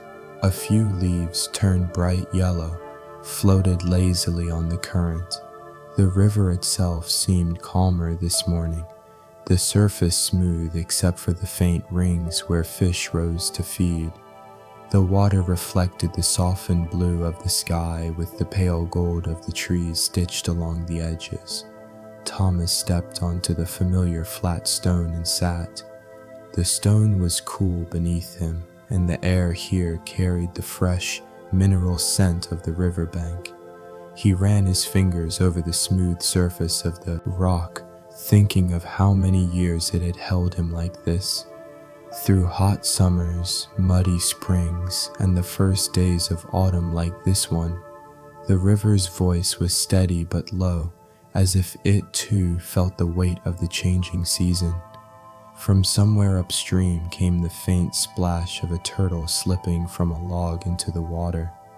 A crow called once from the far bank, then again its voice deep and deliberate. He remembered being a boy and trying to catch those first fallen leaves from the trees overhead before they touched the ground. His grandfather had laughed at his efforts, saying, "They'll fall when they're ready and not before. Best thing you can do is watch and see which way the wind carries them." There was a truth in that, he thought now. The seasons didn't rush themselves, and neither did the river. The field would ripen in its own time. The leaves would let go when they were ready, and the work would be done when the day allowed. A light breeze came through the willows, scattering a few more leaves onto the water. They spun slowly in the current, catching glimmers of sunlight before drifting out of sight. Thomas watched them go, feeling no urge to follow, only the quiet satisfaction of knowing they would find their own way. After a while, he stood and began the walk back toward the house. The mist had lifted from the pasture now, leaving the grass bright and damp. Overhead, the sky had taken on a clearer blue, but the light still held that autumn gentleness. The barn roof glinted softly where the sun touched it, and the scent of hay hung in the air. Back on the porch, he set his empty mug on the railing and leaned against it for a moment. The day would unfold as it always did, chores to be done, small tasks to tend, but he felt no hurry. The turning of the season had reminded him of something he already knew but too easily forgot, that each moment carries enough of its own weight and does not need to be pulled forward faster than it wishes to go. He looked once more toward the river, hidden now behind the fields, and felt its presence like a steady hand on his shoulder. Then he stepped inside to begin the day, carrying with him the quiet of that first autumn morning and the sure knowledge that change, when it comes softly, is its own kind of gift.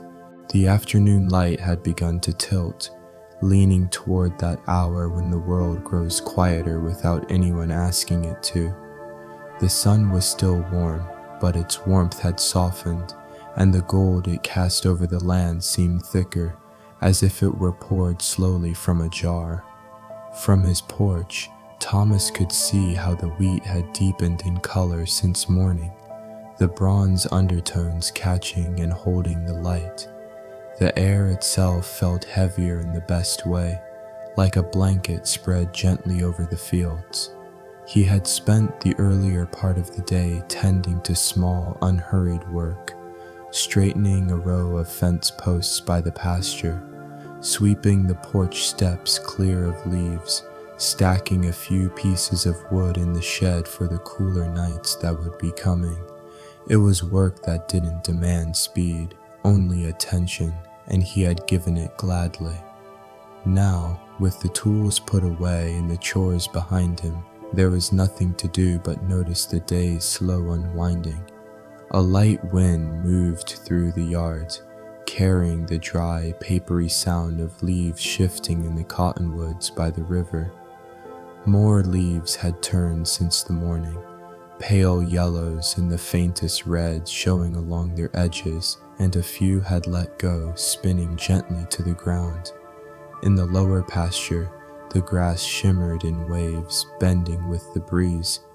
Thomas stepped down from the porch and walked along the narrow path toward the river, his boots scuffing softly against the dirt. The scent of the season was stronger here, dry grain from the field, the faint musk of fallen leaves beginning to break down, and somewhere underneath it all, the clean mineral smell of the river. At the fence row, he paused to watch a pair of sparrows dart in and out of the tall grass. Their movements were quick, darting between stems and vanishing before reappearing further along.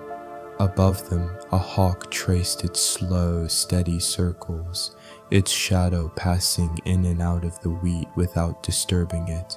As he reached the willows, the air cooled, and the light thinned into ribbons where it filtered through the branches. The sound of the river joined the rustle of the leaves, a low, even voice, steady as breathing.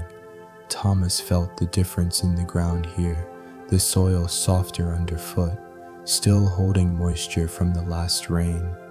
He made his way to the flat stone at the water's edge and sat down. The river was carrying more leaves now, each one drifting in slow arcs before catching in the current and gliding downstream. Some spun lazily, others rode the water without turning, their colors bright against the muted silver of the surface. The movement was unhurried yet constant, a reminder of how things can change without ceasing to be themselves. From across the river came the occasional sound of a leaf breaking free from its branch, a dry, crisp snap, followed by the faint thud as it met the forest floor. Every so often, a gust of wind would send several at once, their descent quick but graceful, like small birds without wings. Thomas leaned forward, resting his elbows on his knees, and watched the light slip further down the trunks of the willows. It moved in a slow, inevitable way, climbing down toward the water until it would be gone entirely. He remembered sitting here as a boy, trying to catch the reflection of that same light with a smooth stone, tossing it to see how many times it would skip before sinking. His grandfather had sat beside him, saying little, just watching, the way Thomas watched now. The air shifted, bringing with it the faint scent of wood smoke from a distant chimney. It mingled with the autumn smells already around him, settling into the hour as if it had been waiting for the right moment to arrive. Somewhere upstream, a fish broke the surface, leaving a widening ring that caught the last of the sunlight. The crickets had begun their evening song earlier now, their notes weaving into the steady sound of the river. The chorus was joined by the occasional call of a mourning dove, low and soft, fading into the rustle of the leaves. These were the sounds of a day letting go, each one adding to the quiet weight of the moment. When the sun finally slipped below the ridge, the light over the water changed. What had been gold and bronze became silver and shadow. The leaves still floated past, but now they looked darker, their colors muted in the dim. The willows bent slightly in the evening wind, their branches swaying as though nodding to the river. Thomas sat a while longer, letting the cool of the evening settle into his skin. There was no need to mark the time. The change in the air told him all he needed to know. Eventually, he rose and began the walk back to the house. The path before him dim but familiar. The wheat whispered beside him, its dry heads brushing against one another, sharing what sounded like secrets meant for the night. When he reached the porch, the lamp inside cast a warm glow through the window. He stepped in, filled the kettle, and set it on the stove. While the water heated, he stood at the sink, looking out toward the dark line of the trees that marked the river's course. Even unseen, he could feel its steady presence, moving as it always had, carrying the day away in its current. With the tea steeping in his mug, Thomas returned to the porch. The night had taken the fields now, leaving only the shapes of things, fence lines, the roof of the barn, the tall shadow of the silo. Above it all, the stars had begun to appear, one by one, each finding its place. He took a slow sip, the steam curling against his face, and listened. The river was a softer sound from here, but it was still there, threading through the cricket's song and the occasional sigh of the wind. The leaves would keep falling in the days to come.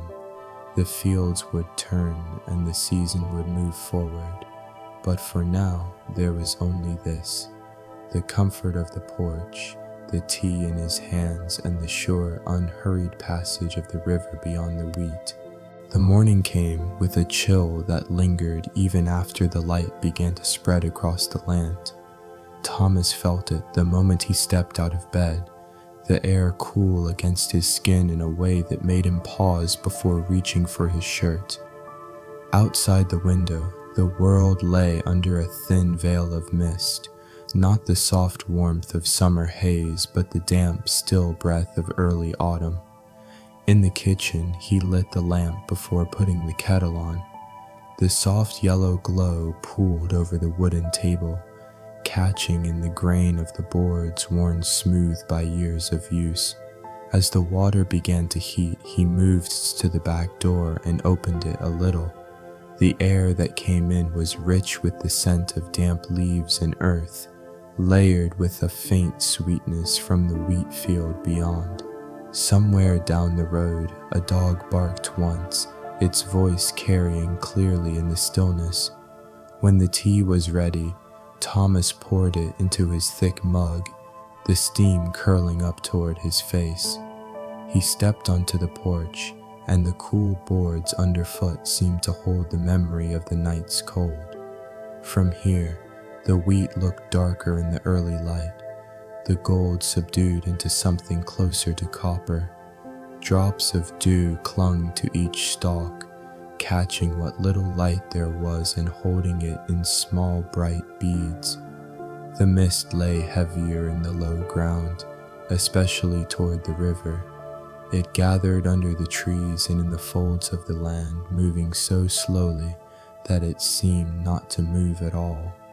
The willows stood like quiet sentinels, their branches bent under the weight of the damp air. A few yellow leaves had fallen during the night and lay scattered across the yard, pressed flat against the boards of the porch in the damp grass.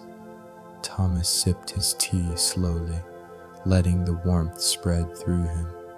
These cooler mornings always seemed to pull his thoughts inward, as though the season itself invited him to sit a little longer with his own memories. He thought of autumns past, some bright with color, others muted by long stretches of cloud, and of the many mornings he had walked down to the river through air just like this. Finishing his tea, he set the mug on the railing and stepped down into the yard.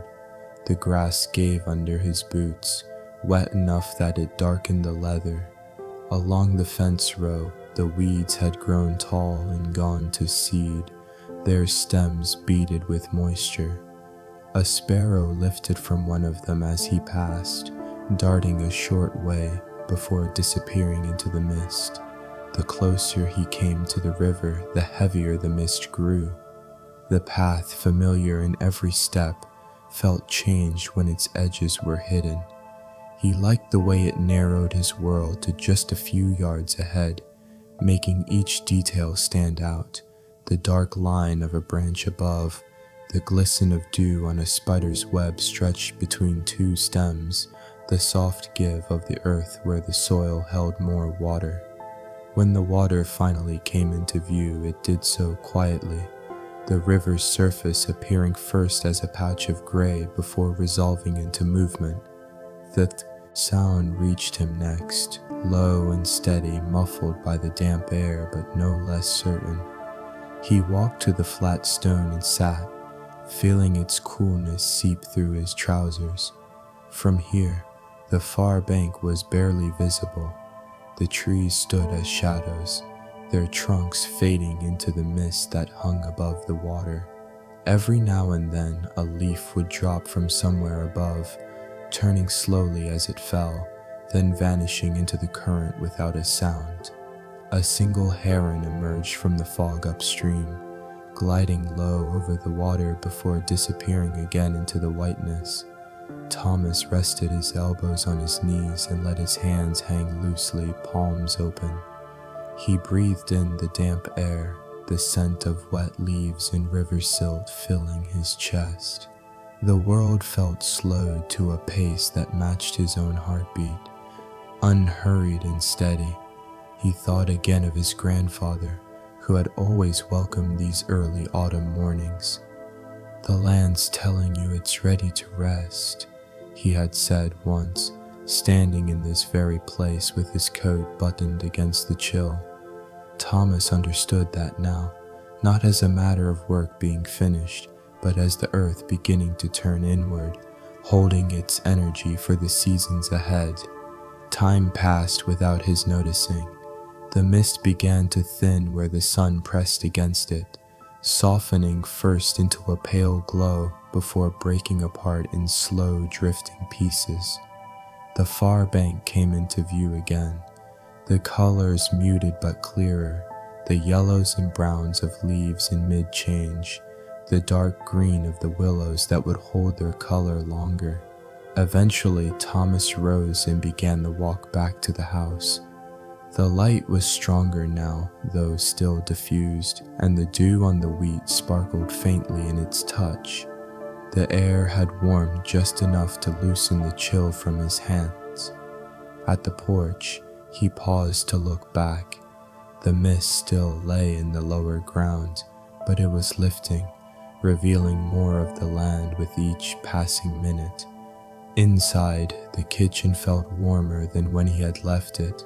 He poured another cup of tea and stood at the window, watching the last of the mist drift away from the pasture. The day would carry on from here. There would be work to do, small tasks to tend. But for now, he let himself stay in that quiet space between the leaving of the morning and the beginning of the day. It was in that stillness, with the river just out of sight but never far from mind, that Thomas felt the steady comfort of the seasons turning, a reminder that change could be gentle, and that even the cool breath of autumn could carry warmth enough to last. By midday, the sky had shifted from its cool, misted gray to a pale, uncertain blue, as though the clouds were deciding whether to remain or drift away entirely.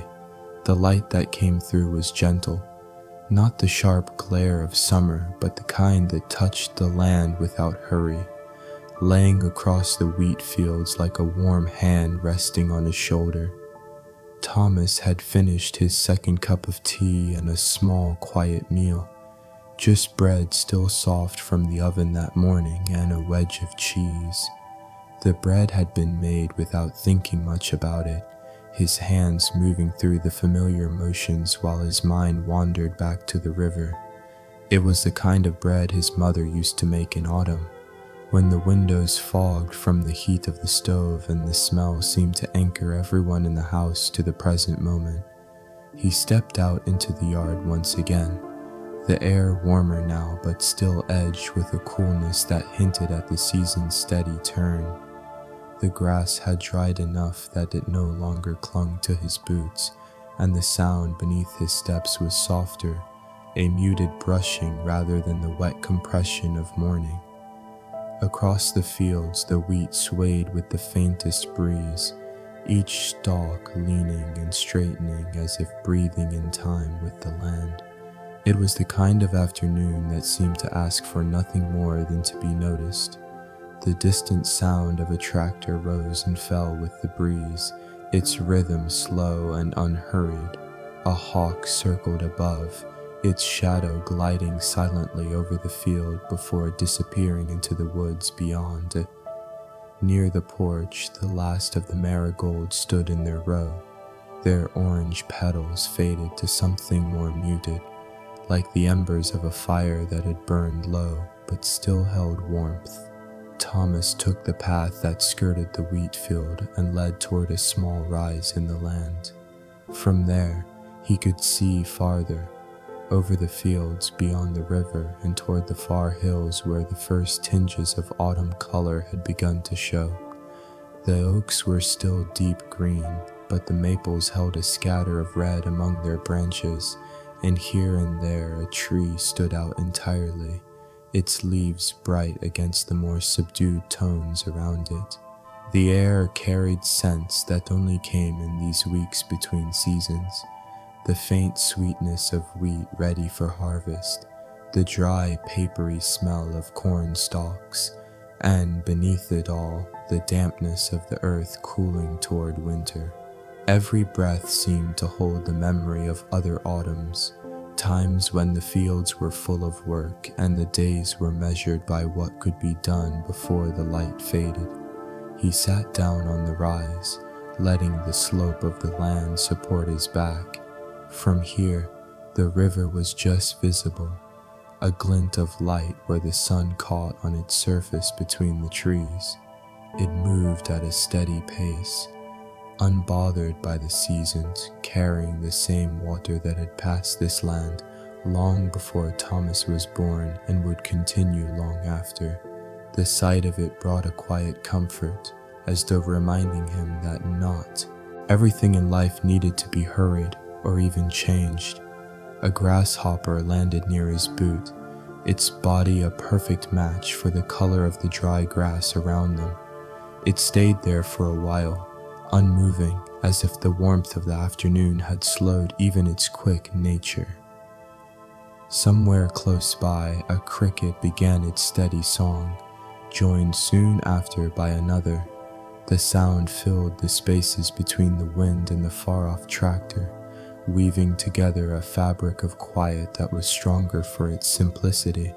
Thomas let his eyes drift half closed, not to sleep, but to rest in the way the land allowed. Soft edges, slow rhythms, no demands. The wheat field in front of him swayed like the surface of a shallow sea, its waves moving without urgency. In the far corner, the fence line was shadowed by the reach of a large elm, and a pair of crows moved along it, stopping now and then to search the ground. The sun slipped behind a thin veil of cloud, and the light changed almost imperceptibly. The colors deepened, the gold of the wheat taking on a richer tone, the greens becoming more muted. It was the kind of change you might miss if you weren't looking, but Thomas found it in the way shadows lengthened and the air cooled just enough to brush the skin. After a while, he rose and began to walk again, this time in no particular direction, just following the pull of the land. The path curved toward the river without his deciding it should, as though the water itself had called him back. When he reached its edge, the light on the surface had shifted with the passing clouds, turning the river into a darker, more reflective mirror of the sky. He stood there for a long while, hands in his pockets, watching the way the current took hold of every leaf that touched it, carrying them away without struggle. It felt, in that moment, like the river was teaching something, about letting go, about trusting the steady pull of time to take you where you're meant to go. By the time he returned to the house, the afternoon was moving toward evening. The light had taken on a softer, amber hue, and the air carried the faint scent of wood smoke from somewhere farther down the road. He paused on the porch, letting the moment settle around him, knowing that these quiet hours were as much a part of life as any work or plan could be. Inside, he lit the lamp once more, its glow filling the corners of the room. Outside, the wheat field stretched toward the horizon, the river beyond them flowing steadily in the last light of the day. The day was leaning into its final hours, When Thomas stepped out onto the porch once more, the light had turned a deeper gold, the kind that makes the air itself seem full, as though every particle were warmed from within. It was the hour when the land began to soften its voice, when the tractor had gone quiet, the wind gentled, and even the birds seemed to pause before the evening songs began. He stood for a moment, letting the boards under his boots hold him steady while his eyes wandered toward the wheat fields. The stalks caught the light in a way that made them look almost fluid, like a slow-moving tide of gold. Each head of grain bent just slightly under its own weight, their shadows stretching long and thin toward the river. A low hum rose from somewhere at the edge of hearing. It was the sound of insects, the crickets already starting their evening rhythm, joined by the faint trembling trill of what might have been a tree frog tucked deep in the grass near the fence line. The steady cadence of these voices made the air feel whole, as if it were a single unbroken piece of music played for anyone willing to listen. Thomas made his way down the steps, his hands sliding into his pockets, the familiar fabric worn soft from years of use. The ground felt cooler now, the warmth of the afternoon fading into something gentler. He followed the same path he had taken earlier toward the rise, his steps unhurried, his breath moving easily with the pace. By the time he reached the crest, the sun was lowering toward the distant hills. Its light stretched wide across the sky. The clouds, thin and scattered, caught the colors first, soft pinks and warm oranges that shifted moment by moment.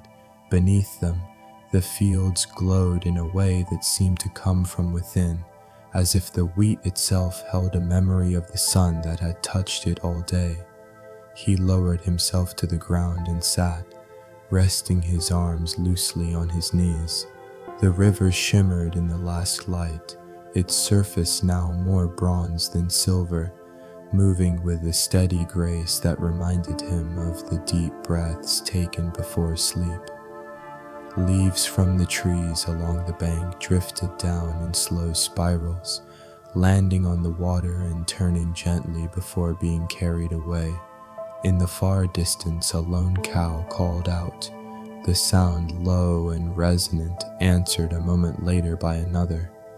Their voices seemed to settle something in him, the way familiar sounds do, rooting him to a place, to a season, to the knowledge that life was unfolding here as it always had.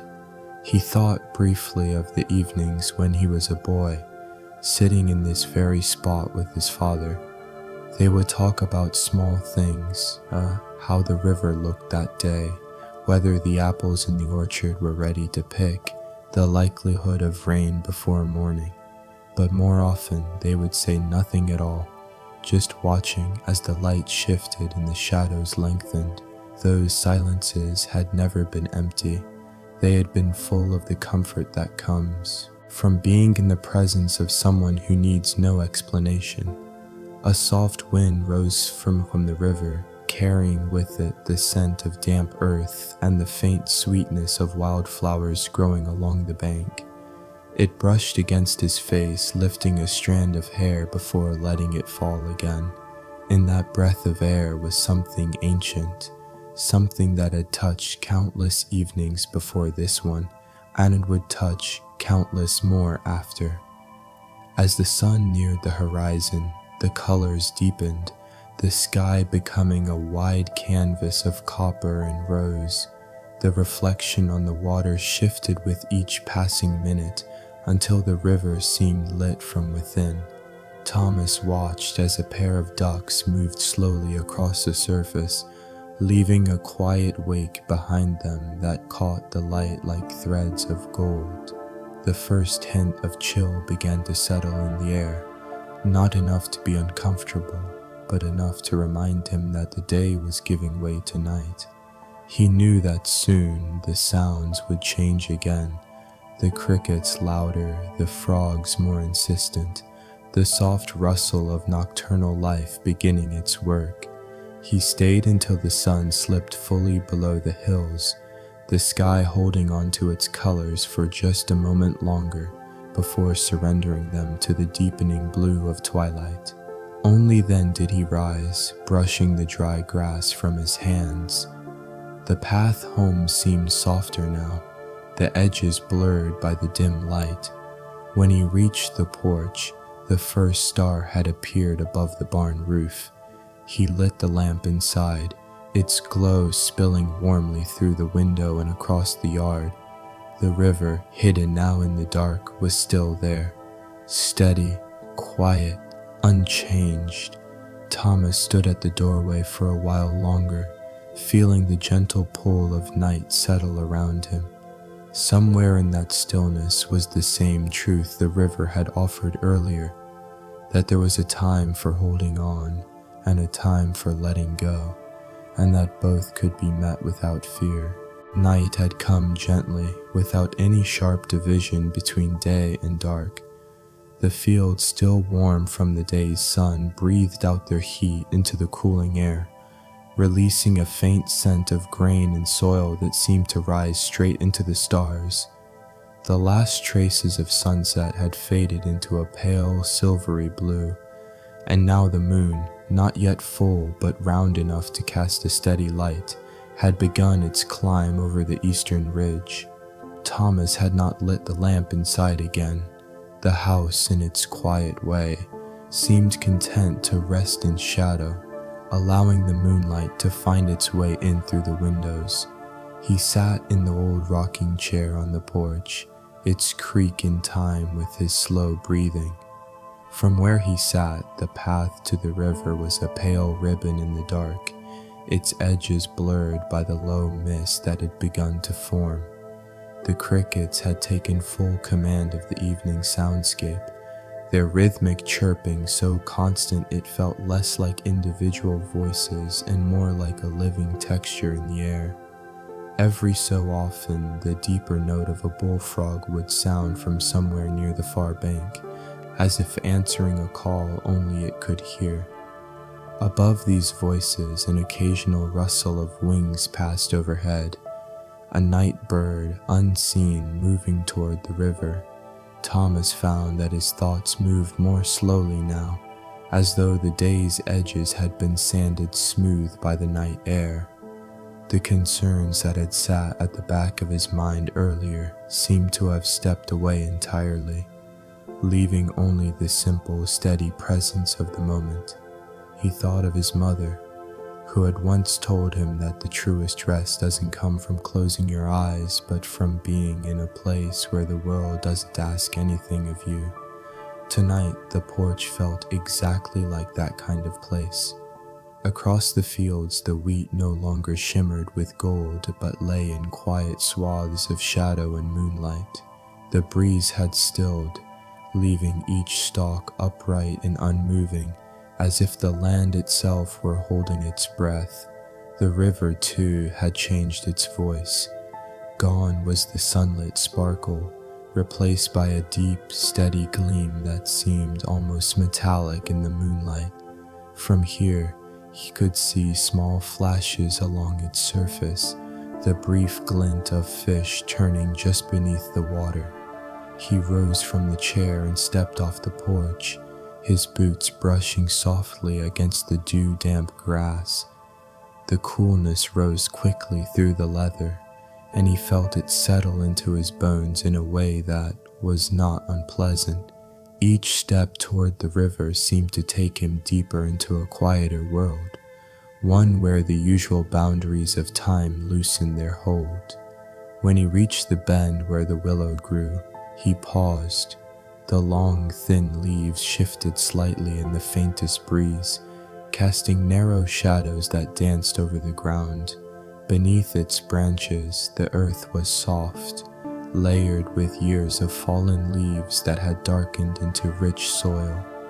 He knelt and ran his fingers through it, the texture reminding him of childhood evenings when he would bury his hands in the garden dirt, feeling the warmth that lingered even after sunset. The moonlight caught on the water just beyond, and for a long while, Thomas simply watched. The current moved slowly here, curving around a shallow bar where smooth stones broke the surface. The sound of water over rock was gentler now, more like a whisper than a song. It made him think of his father's voice when telling stories late at night, speaking softly so as not to wake anyone else in the house. He let himself drift back to one of those nights, lying in bed as a boy, hearing the quiet rise and fall of words in the next room. His father had been telling his mother about the year the river froze so thick they could walk across it without fear. Thomas had pictured it in his mind for years afterward, the white crust of ice stretching from bank to bank, the sound of footsteps ringing out in the stillness. Even now, he could almost see it, as if the story itself had become part of the land's memory. The stars above were bright enough tonight to paint faint reflections in the water. He could make out the band of the Milky Way stretching across the sky, a soft river of its own, flowing above the dark line of trees. Somewhere behind him, the low call of an owl carried over the fields, answered a moment later from a greater distance. The exchange was slow and unhurried, as if they were checking in on each other across the night. Thomas stayed by the river until the mist thickened enough to soften even the moon's glow. When he finally turned back toward the house, the path was nearly hidden, but his feet knew the way. The damp grass bent under his steps, releasing the faint green scent of late summer. At the porch, he paused once more, resting a hand on the rail and looking out across the land. The house, the fields, the river, each lay in its place, unchanged yet always changing, just as they had through all the years of his life. The quiet of the night wrapped around him like an old quilt, worn thin in places but warmer for its history. He stepped inside, closing the door softly behind him. In the dim light spilling from the moonlit window, he could see the outlines of the kitchen table, the shelves lined with jars, the boots by the door. All of it felt as if it were waiting, not for anything to happen, but simply for the next moment to arrive in its own time. Inside, the house held its own kind of stillness. It wasn't an absence of sound, but a softness to it, the kind that settles into the corners after night has been allowed to deepen. The faint creak of the old wood as it adjusted to the cool air, the ticking of the clock above the cupboard, the occasional sigh of the wind slipping past the eaves. These were not interruptions, but part of the fabric of quiet that had been woven here over decades. Thomas set his hat on the table and eased into the chair by the window. The moonlight, pale and steady, fell across the floor in a long rectangle, brushing the edge of the braided rug his mother had made so many years ago. He remembered her hands working the strips of cloth, old shirts, worn-out aprons, bits of fabric saved because she could not bring herself to throw away something that had once served. The rug was still sturdy underfoot, though the colors had faded into the gentle tones of age. From where he sat, he could see the river's silver thread between the dark shapes of trees. The water caught and reflected the sky so that for a moment he could imagine it was a second stretch of stars running through the land. His eyes lingered on it, and without meaning to, his mind slipped back to another night, many years before. One of those autumn evenings when the first frost had not yet come, but the air carried its promise. He had been young then, still carrying the restless energy of a man who believed he ought to be somewhere else, doing something more. That evening, though, something had kept him home. He remembered walking down to the river's edge, the wheat fields behind him standing stiff in the dusk. The air was cool but not sharp, and the smell of the earth was heavy from a day of turning soil. Along the far bank he had seen a small fire, a single flame that flickered against the darkness. It was Eli Harper, the neighbor from a mile downstream, sitting on an overturned bucket with the fishing rod in his hands. Thomas had crossed over, boots slipping slightly on the smooth stones, and joined him. They hadn't spoken much. The fishing was slow, the river nearly still in that stretch, but Eli had offered him a cup of coffee from a dented thermos. It had tasted faintly of wood smoke, as though it had been poured from the heart of the fire itself. They'd sat there until the moon had climbed high, watching the occasional swirl of water where a fish rose to the surface.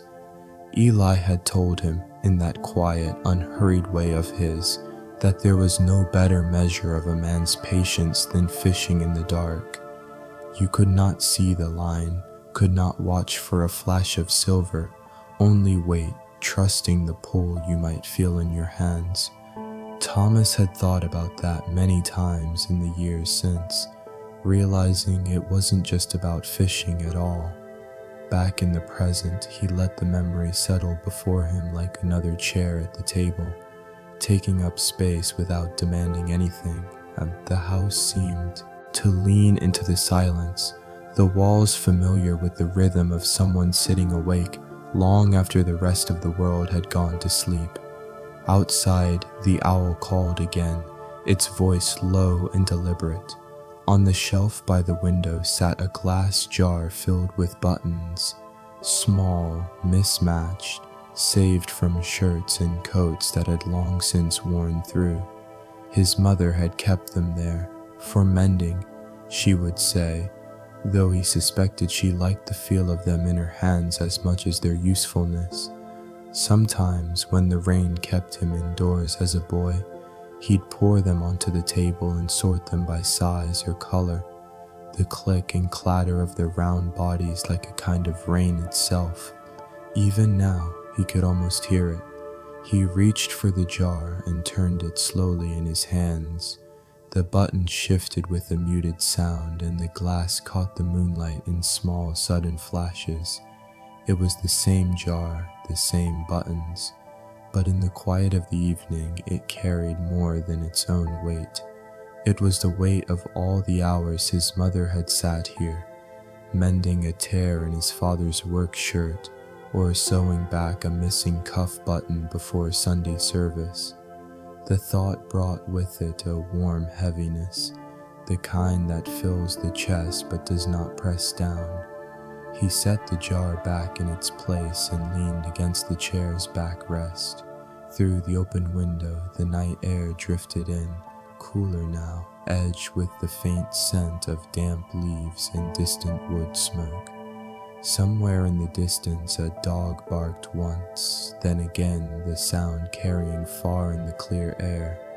It was followed by silence, as though the night had closed around the sound and let it dissolve. Thomas closed his eyes for a moment and listened, not just to the sounds, but to the spaces between them. Those spaces were where the true rest lived, he thought. Out here, nothing rushed to fill them. They were allowed to remain, to breathe. And as he sat there, he felt himself breathing with them, the rise and fall of his chest in time with the slow turning of the world outside. The clock ticked on, but he did not check the hour. In the quiet, time had a way of losing its usual edges, becoming something you could drift through instead of chase. He thought of the wheat field sleeping under the moon, of the river moving without hurry toward the sea, and of how, even in darkness, the land carried on in its own steady way. It struck him that life, at its best, was much the same. The morning came without haste. It slipped into the house the way a whisper finds its way into a sleeping room, softly, without disturbing what is resting. Thomas stirred in his bed, not because of any urgency to rise, but because the light through the small window above the headboard had turned from the pale blue of pre-dawn into the first warm tone of daybreak. He lay there for a time, listening. The quiet was not empty. It was filled with the low hum of the land waking up. Somewhere far off, a rooster called, its voice carrying in the cool air. The wind moved gently through the sycamores by the river, their leaves still wet with the night's dew, and beneath it all was the faint, steady murmur of the water making its slow way toward the bend. When Thomas finally swung his legs over the side of the bed, the wooden floor was cool under his bare feet. He dressed without hurry, pulling on an old flannel shirt, its elbows worn soft from years of use, and a pair of trousers that had faded to the color of dust and sky combined. Before stepping outside, he filled the kettle and set it on the stove, knowing that by the time he returned, the water would be ready for coffee. The door gave its familiar groan as it opened, and the morning air met him like an old friend. Cool, damp, and full of scents too subtle to name at once. There was the faint sweetness of drying hay from the barn, the earthy depth of soil turned in the last plowing, and, lingering somewhere behind it all, the sharp, clean note of river water. Mist hung low over the wheat fields, not thick enough to hide them, but enough to soften their edges. The heads of grain bent slightly under the weight of dew, catching the light in a way that made the whole field seem to glow from within. Thomas walked slowly down the narrow path between the rows, each step pressing into the damp earth with a muted sound. Halfway across the field, he paused. The horizon was lifting into day, a slow burn of gold behind the trees. The light touched the edges of the mist and made it shine for a moment, before it began to rise and drift away. He watched the transformation without thought, letting it happen the way one listens to a familiar story without needing to hear the ending. It was on mornings like this that his mind often wandered back to the days when his father still rose before him. He would wake to the sound of boots on the porch, the screen door creaking as it swung closed, and the low murmur of his father greeting the day as if it were a person standing there beside him. His father had believed in tending to the land before anything else, not out of duty alone, but because he felt the land noticed. Thomas had followed him often, trailing a few steps behind, trying to match the steady pace. They would walk the rows together, the air cool on their faces, their breath visible in the early light. His father would stop now and then, kneel, and press a handful of earth between his fingers. "It's speaking to us," he would say, not in words we can hear, but in the way it feels, the way it smells. Now, standing alone in the field, Thomas bent and did the same. The soil was damp but not heavy, breaking apart easily in his hand. The scent rose up, rich and grounding. He let it fall back to the ground, watching the small clumps scatter into the grass between the rows. Beyond the fields, the river glimmered. He could see it more clearly now, the mist lifting enough to reveal its patient curve through the land. Drawn by the sight, he left the path and made his way toward the bank. The ground changed under his boots, first the solid firmness of field soil, then the softer give of grass, and finally the pebble-strewn edge where water met land. The river's surface was smooth in places, broken only by the lazy drift of a leaf or the sudden ripple of a fish. He knelt, cupping his hands to gather the cool water and let it run over his fingers before dropping back into the flow. Its coldness startled him, but in a way that felt alive, as though it carried with it the memory of distant springs and rains from other hills. He stayed there for a long while, not measuring time in minutes, but in the changes of light on the water. Shadows shortened as the sun climbed, the gold giving way to the clearer white of morning. A kingfisher flashed past, its wings cutting the air in quick, sure strokes before it vanished into the trees upstream. Eventually, Thomas rose and turned back toward the house. The kettle would be near boiling now, and the thought of coffee was welcome. His boots left a trail in the dew as he crossed the grass, the sun warm on his shoulders. The wheat, catching the light, swayed gently as though acknowledging his passing. At the porch, he paused once more, hand on the railing, and looked out over the fields and the river beyond. There was a comfort in knowing that tomorrow morning and the morning after that, the land would still be here, waking in its own slow way. And so would he, ready to meet it, not to rush, not to take, but simply to walk among it, listening for the quiet language it had always spoken. The coffee was ready by the time Thomas stepped back into the kitchen. The kettle's steady hiss had grown into a low rumble, and when he lifted it from the stove, steam curled upward in slow, deliberate motions, carrying the rich scent of morning.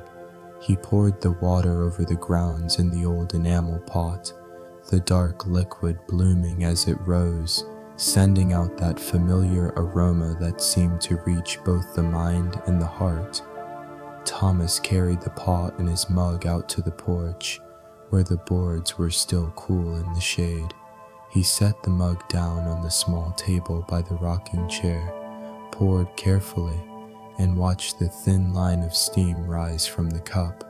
The first sip was warm but not scalding, the taste full and grounding. It was a quiet ritual, one that asked for no conversation, no explanation, just the presence of the morning itself. From the porch, the world was laid out before him in layers. Closest were the steps leading down to the patch of grass, still wet with dew. Beyond that, the wheat fields stretched outward, their movement slow and unhurried, like the breathing of something vast. And past the fields the river curved in and out of sight, its surface catching the light in long, broken ribbons. Thomas rocked gently in the chair, the wood creaking softly under his weight. The rhythm seemed to match the slow turning of his thoughts, and as it often did, the quiet of the present began to open the door to the past. He found himself thinking of a summer long ago, one of those seasons that had felt endless at the time, when the days stretched wide and the air carried the sound of cicadas from morning to night. He must have been 12, maybe 13. The wheat fields had been taller than he was then, and the river was not a place for quiet sitting, but for waiting, splashing, and seeing how far one could swim before the current made itself known. That summer, his closest companion had been a boy named Eli, whose family lived 2 farms over. Eli had a laugh that carried across the fields, and he was never without some new idea for how the day might be spent. Some mornings they would set out with nothing more than a length of fishing line and a tin of worms, their bare feet carrying them over the warm earth to the riverbank. Other days they would drag an old wooden raft, more patchwork than proper, into the shallows and push themselves into the slow-moving current, letting the river decide their course. Thomas could still remember the way the water felt on those days, cool against sun-warmed skin, the smell of it mingling with the scent of grass and mud. They would lie on their backs in the raft, looking up at the sky through the shifting leaves of overhanging branches. Eli would point to clouds and make up stories about them. A galloping horse, a ship with sails spread wide, a mountain with a castle on top. Thomas would listen, adding details here and there, content to let the stories drift along as the raft did. There had been one afternoon in particular that stayed with him. The air had been heavy with heat, and even the cicadas seemed to sing more slowly. They had pulled the raft to a small island in the middle of the river, nothing more than a patch of sand and grass with a single willow leaning over it. There, in the shade of that tree, they had spent hours doing nothing more than skipping stones and talking about things that mattered only to boys their age. The water around the island had been shallow enough to stand in, and when they grew too warm, they waded out until it lapped at their shoulders, letting the current swirl around them. Eli had moved away the following winter. His father had found work in another town, and their family packed up and left before the first thaw. They had promised to write, and for a while they did, short letters about new schools, new friends, and the weather. But time has a way of letting such things slip quietly away. Still, whenever Thomas sat by the river, he could almost hear that easy laugh again, carried on the wind like it had been all those years ago. On the porch now, Thomas sipped his coffee and let the memory settle around him like a well-worn quilt. There was no sadness in it, only a kind of gentle gratitude for the summer that had been, for the friend who had shared it, and for the fact that the river still flowed past untroubled by the years. A breeze moved through the porch, lifting the edge of the tablecloth and carrying with it the scent of the fields. Somewhere in the distance a cow lowed, its voice deep and slow, and a bird answered from the sycamores. Thomas leaned back, the chair rocking once more, and closed his eyes for a moment. The day ahead would have its work. There always was work to be done, but there was no need to rise just yet. The land was not calling for haste. It was enough, for now, to sit in the cool shadow of the porch, with coffee in hand and the memory of a boyhood summer lingering like the last trace of morning mist over the water. The sun had risen a little higher by the time Thomas stood from the rocking chair. The coffee had grown cooler, its warmth now only a faint memory on his tongue, but the steady calm it brought lingered. He set the mug gently on the table, ran his hand along the worn wood of the porch rail, and stepped down onto the dew-darkened grass. The air was soft that morning, touched with the scent of river water and the faint sweetness of wild clover. Each step across the yard pressed the damp blades underfoot, releasing that fresh green smell that belonged only to the early hours. The wheat fields swayed gently to his left, their slow golden rhythm echoing the pace of his own breathing. The path to the river was not much more than a trail worn by habit. It began at the edge of the yard, slipping between two leaning fence posts, and followed the slope down through a tangle of grass and low shrubs. Thomas had walked it countless times, sometimes with his father, sometimes with neighbors, and sometimes alone, carrying a small tin of bait or a folded book in his back pocket. The trail curved naturally, as though shaped by the lay of the land rather than any human hand. Halfway down the hill, he paused. There, on a small rise just above the bend in the path, stood a cluster of black-eyed Susans, their petals wide open to the morning. The dark center seemed to hold the light rather than reflect it, and the yellow petals glowed against the green. Thomas reached out, not to pick them, but to let his fingers brush the edges, soft, almost like cloth worn thin with years. The river's voice grew clearer as he walked, a low, even murmur that carried under the birdsong. By the time he reached the final turn in the path, the air had changed. It was cooler here, touched by the breath of water moving over stone. The trees grew closer, together along the bank, willows leaning outward, their branches trailing into the current, and sycamores with trunks pale against the darker greens. Just ahead was the grassy bank, where Thomas had so often fished with his father.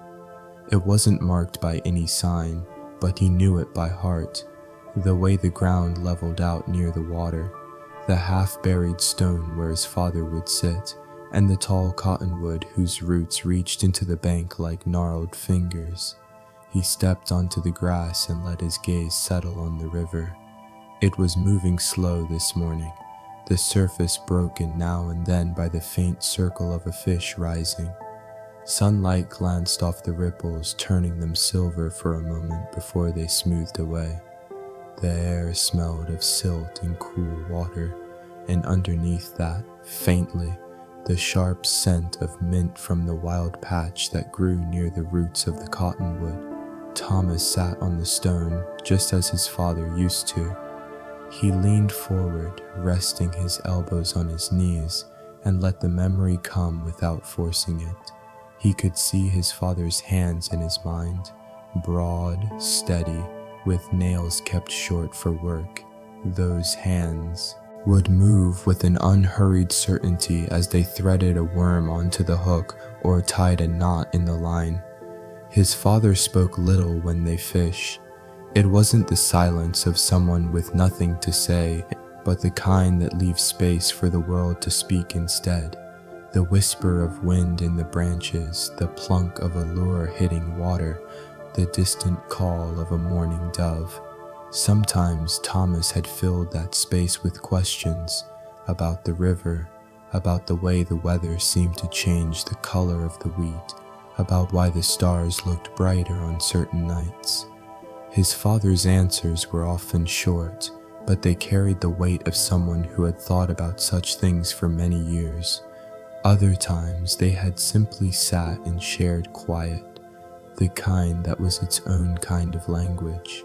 Looking at the river now, Thomas thought of one particular afternoon. They had been fishing for nearly an hour without much luck. The sun was high, the shadows short, and the water moved lazily in the heat. Thomas had begun to fidget, glancing toward the path as though other adventures might be calling. His father had noticed and smiled faintly, then said, "Fishing isn't only about catching fish. Sometimes it's about seeing what the river has to show you." Not long after, a pair of deer had stepped out from the trees on the far bank, lowering their heads to drink. They had stayed there for several minutes, the water rippling around their muzzles before moving silently back into the green. Thomas hadn't remembered whether they caught anything that day, but the image of those deer had stayed with him, clear as sunlight on water. A dragonfly drifted past now, its wings catching the light in quick flashes of blue and green. Thomas watched it hover, dart, and then vanish toward the far reeds. Somewhere upstream, a fish leapt, breaking the surface with a splash that echoed briefly before being folded back into the river's steady murmur. He breathed deeply, letting the cool air fill him. The weight of years seemed lighter here, as though the river held not only the flow of water, but the quiet accumulation of every moment it had witnessed. The banks had shifted over time, stones had tumbled from one place to another, but the essential voice of the river had not changed. Thomas stayed there for a long while, not marking the minutes. There was no need. The day would move at its own pace, and he would follow it when the time came. For now, it was enough to sit in the place where his father once sat, where the boy he had been once sat, and feel the slow current moving past, always onward, yet always here. Thomas rose from the stone slowly, his palms pressing against its cool surface before he straightened.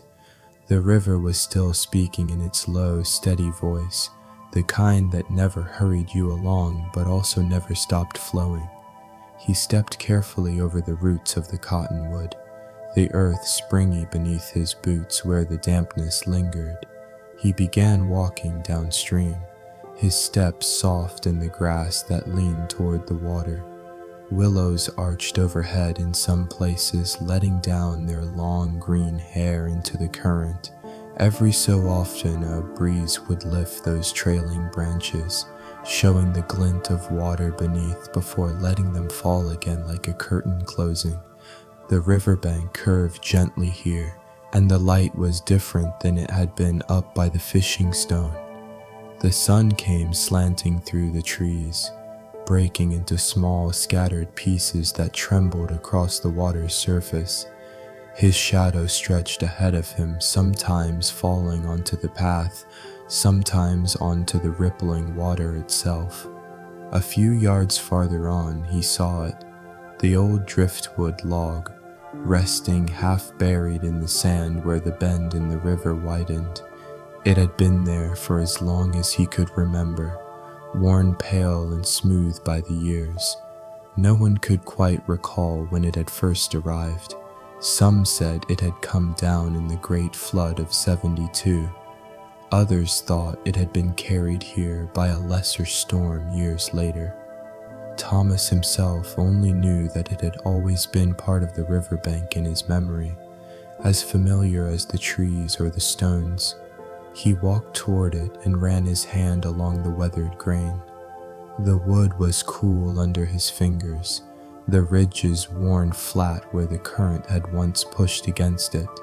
Small patches of moss clung stubbornly to the underside, dark green and damp, even now in the late summer. When he was a boy, the log had been a kind of landmark, a place where he and his friends would stop during their long, wandering afternoons. Sometimes they would balance along it like a narrow bridge, pretending the water was deeper than it was. Other times it served as a seat while they skimmed stones across the slow-moving surface, counting how many skips each could manage before the stone sank. One spring, after a season of heavy rain, the water had risen high enough to cover most of the log. Thomas had stood on the bank, watching bits of debris, twigs, leaves, once even a small wooden crate, float past at surprising speed. The river's voice had been different then, louder, almost insistent. His father had stood beside him, saying little, but Thomas had felt the steady weight of his presence, like a hand on the shoulder without the touch. They had both known the water would settle again, but in that moment it was a reminder that the river could change its mood as surely as the sky.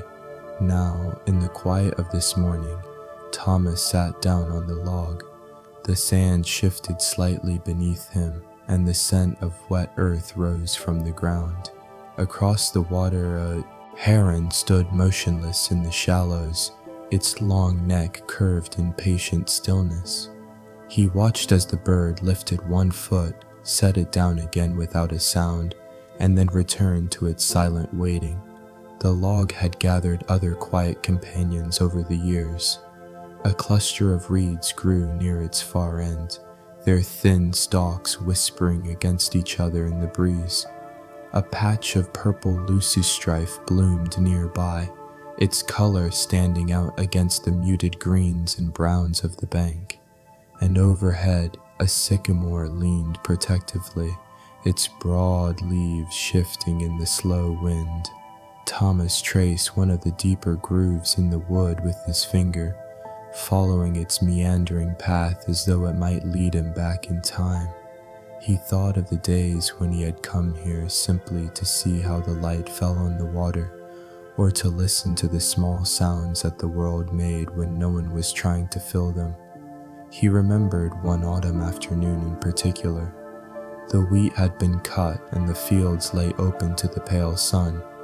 He had walked down to the river with a book he never opened, content instead to sit on the log and watch leaves drift past on the current.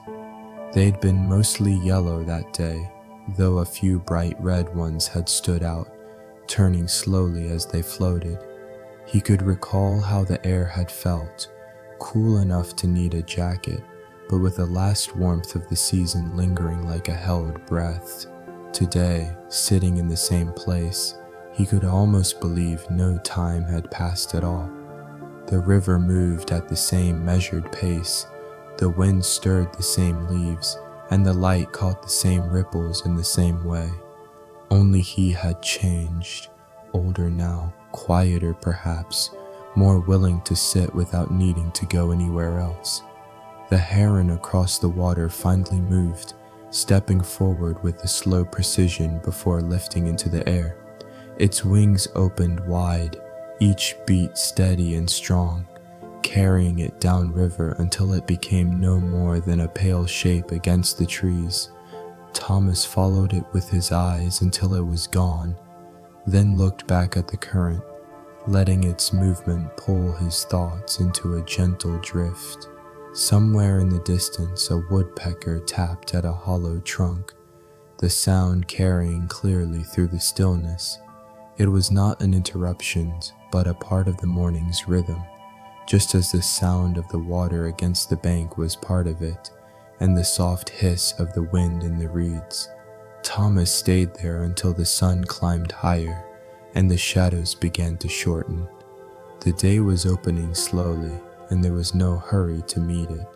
When he finally rose from the log, he placed his hand on it once more, as if to thank it for holding so many unspoken hours. He turned back toward the path, the sound of the river following him as he walked, always present, always steady, like the memory of someone who has been gone for years, but still walks with you in the quiet places. Thomas followed the narrow path that curled away from the riverbank, his boots pressing softly into the loam. The air seemed to shift as he walked, less cool here, touched more by the warmth of the sun filtering through breaks in the trees. The path rose gently, leading him away from the murmuring water, though the sound still lingered behind him like a faint echo. It was the kind of path that seemed to know its own way, bending where it pleased, dipping into little hollows where rainwater must collect in the spring. Small shoots of grass pushed up in its middle, a sign that not many feet passed here anymore. He let his hand drift along the tops of the taller stalks, their blades bending under his touch before springing upright again.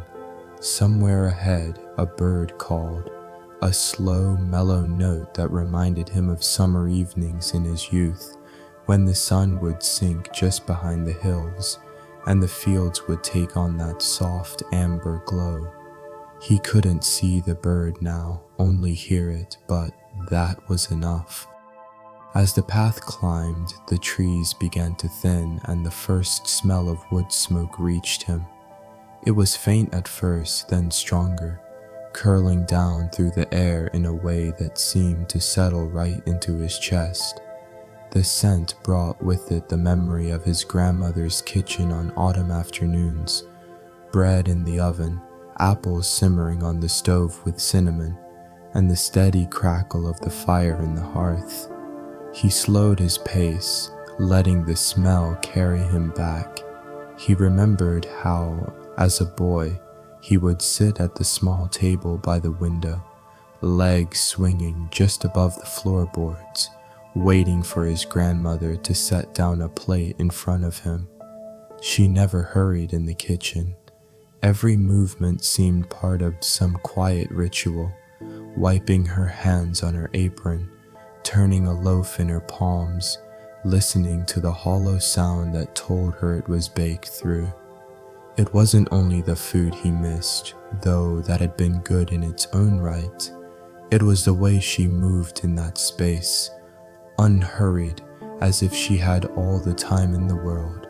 The way she would hum under her breath, the tune never quite the same, but always soft and low. The kitchen had felt like its own kind of shelter, not just from the weather, but from the noise and pull of the world outside. Now, years later, the smell of wood smoke on a quiet path could draw him back to it completely, so much so that he almost expected to see the small white house just ahead, its windows catching the afternoon light. Instead, The path opened onto the upper edge of a field. From here, he could see the village down below, its rooftops laid out in a gentle scatter. Thin lines of chimney smoke rose into the pale blue sky. Beyond the houses, the land stretched toward the hills, the patchwork of fields fading into a soft haze where the day's warmth met the cooler air above. He stood there for a long while, his hands resting lightly on the straps of his satchel. The wind moved through the wheat stubble in the nearest field, making a faint, dry whisper. A pair of crows drifted overhead, their wings catching the light before they dipped toward the trees on the far side. The village looked much as it had when he was young. Some of the paint fresher on certain houses, a few new fences here and there, but the shape of it the same. The narrow road that wound up from the square, the little church with its steeple rising just above the treetops, the row of willows by the creek that cut across the meadow. He started down toward it, the path now softer underfoot where the earth was shaded. As he walked, the sound of distant voices came and went, someone calling to a neighbor, the bark of a dog, the faint creak of a gate. None of it hurried, none of it sharp. Passing between two old maples, he noticed a fence rail with initials carved into it. The letters were worn now, their edges softened by years of weather. He traced one with his fingertip, not recognizing the names but recognizing the act. Someone long ago had stood here and wanted to leave a mark, however small, in this place. The path soon joined the lane that led into the village. Here the houses sat closer together, their gardens edged with stones or low wooden fences. Late blooms still colored the yards, marigolds and asters, the last of the roses holding on. A cat dozed in a patch of sunlight on a porch step, barely flicking an ear as Thomas passed. Near the square, he caught the smell of baking bread. It came from the small bakery at the corner, its door propped open to let in the warm air. The scent mingled with the wood smoke still lingering on his clothes, and for a moment, the present and the past seemed to fold into each other. He paused there, letting the rhythm of the place move around him. A cart rolled by slowly, its wheels making a soft crunch on the gravel. Somewhere a child laughed, the sound bright but not loud, as if it, too, belonged to the quietness of the day. Thomas knew he could keep walking, to the square, to the church, perhaps even farther, but there was no need. The road would always be there, the village always waiting in its unhurried way. For now, it was enough to stand in the middle of it, with the smell of bread in the air, and the sound of the river still somewhere in the distance, threading the morning to the afternoon. The last bend of the lane felt softer under Thomas's boots, as though the earth itself knew he was nearly home and wished to ease his steps. The light had thinned into that particular shade of gold that comes just before the world settles into night. Through the bare branches, he could see the roofline of his house, dark against the faint gleam of the horizon. The old chimney sent up a narrow column of smoke, steady and blue in the cool air, a sign as reassuring as a friend's voice calling from the porch. The wind carried with it the scent of wood smoke, mingled with something faintly sweet, perhaps the apple logs he had stacked and left to season last summer, now giving their fragrance back to the night. He slowed his steps, not from weariness, but from a quiet reluctance to rush these final moments of the walk. Coming home, he thought, is not only about arriving at a place. It's about the way the heart loosens, the way the day folds itself neatly into the soft fabric of the evening. The path between the garden gate and the porch was dusted with leaves, their edges crisp and curling. He brushed against the lavender bushes as he passed, releasing a sudden breath of scent into the cool air. The porch light was already on, glowing a steady amber, casting a gentle circle across the weathered boards. It felt like a small sun that had chosen not to set, just for him. At the door, he paused and let his fingers rest on the wood. The grain felt familiar beneath his palm, a map of years and seasons he had traced countless times before. He opened it slowly, stepping into the hush of the house. Inside, the warmth wrapped around him at once, a tangible thing like a quilt pulled from the airing cupboard on a winter morning. The small front room carried the fragrance of the evening's fire and the faint tang of brewed tea. On the mantel, the old clock ticked with patient regularity, keeping time in its unhurried way. Beside it, a single candle burned low, its flame bending gently each time the air shifted. The kitchen beyond was dim, except for the low light above the sink and the gentle simmer of something on the stove. He could hear the soft tap of condensation dripping from the kettle's lid. He slipped off his coat, hung it on the peg near the door, and crossed to the table. The wood there was polished by years of use, each mark and scratch part of a quiet history. He set down his gloves and stood for a moment, listening. Outside, the wind moved through the trees in long, slow breaths. Somewhere, a barn door creaked faintly, then settled again into stillness. He poured himself a cup of tea, the steam rising like a thin veil before his face. The first sip was warm and grounding, carrying the taste of chamomile and honey. As he drank, he let his gaze travel to the window. Through the glass, the night was deepening. The shapes of the orchard and the fence line softened into shadows. A single star had appeared over the ridge, holding its place in the indigo sky. After the tea, he set the cup aside and moved to the armchair by the fireplace. The chair welcomed him as it always had, with the creak of old wood and the soft give of the cushion. He leaned back, feeling the day slide gently from his shoulders. The fire crackled quietly, each shift of the logs sending up a faint glow that painted the room in moving patterns of light and shadow. On the small table beside him lay his journal, its pages filled with the steady handwriting of evenings past. He opened it, letting the pen rest in his hand for a long moment before writing. The words came simply, small notes about the path home, the scent of lavender, the way the light had caught in the branches at the edge of the field.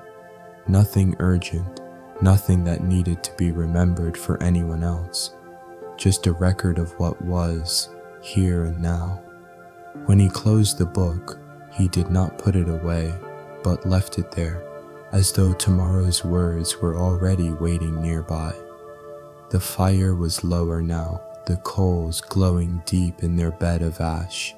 He pulled the quilt from the back of the chair over his knees and let his eyes rest. The clock on the mantel ticked on, untroubled by the hour. Outside, the wind softened and a fine mist began to touch the windows. Each drop a small, delicate sound. Thomas breathed in the warm air, letting the scent of wood smoke and tea settle in him. He thought of the years behind him, of the paths he had walked, and of the simple gift of ending a day in the place he belonged. No grand thoughts, no lingering worries, just the steady truth that here, in this small house on the edge of the field, he was home. And in that knowledge, the last of the day's weight left him. He closed his eyes, the quiet wrapping around him like a familiar song, and listened to the night. The night had settled fully now, drawing its quiet blanket across the fields and the orchard. Beyond the windows, the world had softened into a watercolor of deep blues and gentle grays. The mist that had begun earlier had thickened just enough to blur the edges of the trees, as though the night wished to keep their shapes safe until morning. Inside, the fire had burned down to a low, steady glow. The orange light pulsed softly against the hearthstones, each flicker a reminder of the day's warmth lingering into the dark. Thomas sat still in his armchair, the quilt tucked over his knees, his tea finished, and his thoughts loosened into a gentle drift. There was no need to grasp at them, no urgency to finish any task. The hours belonged only to quiet now. He could hear the rain beginning again, light, deliberate drops that found the porch roof and the garden path. The sound threaded its way into the room, not as an interruption, but as a kind of music. It was the kind of rain that seemed to fall with care, each drop arriving where it was needed, neither hurried nor sparse. He imagined it settling into the soil, touching the roots of the apple trees, finding its way to the low places in the meadow where the grass would stand greener tomorrow. In the low lamplight, the shapes of the room became softer, the worn spines of books on the shelf, the framed photographs along the mantel, the basket of knitting by the hearth, all of them seemed to rest as deeply as he did. The air carried that faint mingling of scents, cooled wood smoke, the last trace of chamomile, and the unmistakable freshness that came when rain slipped in through the open edge of a window frame. He let his gaze wander to the window nearest his chair. Through it, he could just see the old pear tree near the fence line, its bare branches catching tiny beads of rain. Beyond that, the barn roof shone faintly under the porch light, the curve of it holding shadows like cupped hands. Somewhere in that darkness, he knew the animals were bedded down, the swallows tucked into the rafters, all of them safe. The clock on the mantel marked the time with its steady tick, unhurried and sure.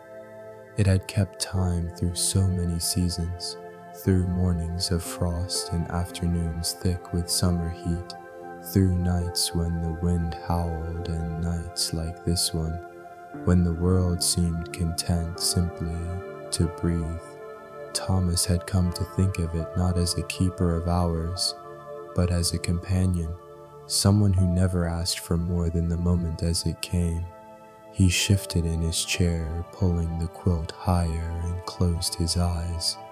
In the darkness behind his lids, he saw again the lane home, the lavender bushes, the circle of light on the porch floorboards.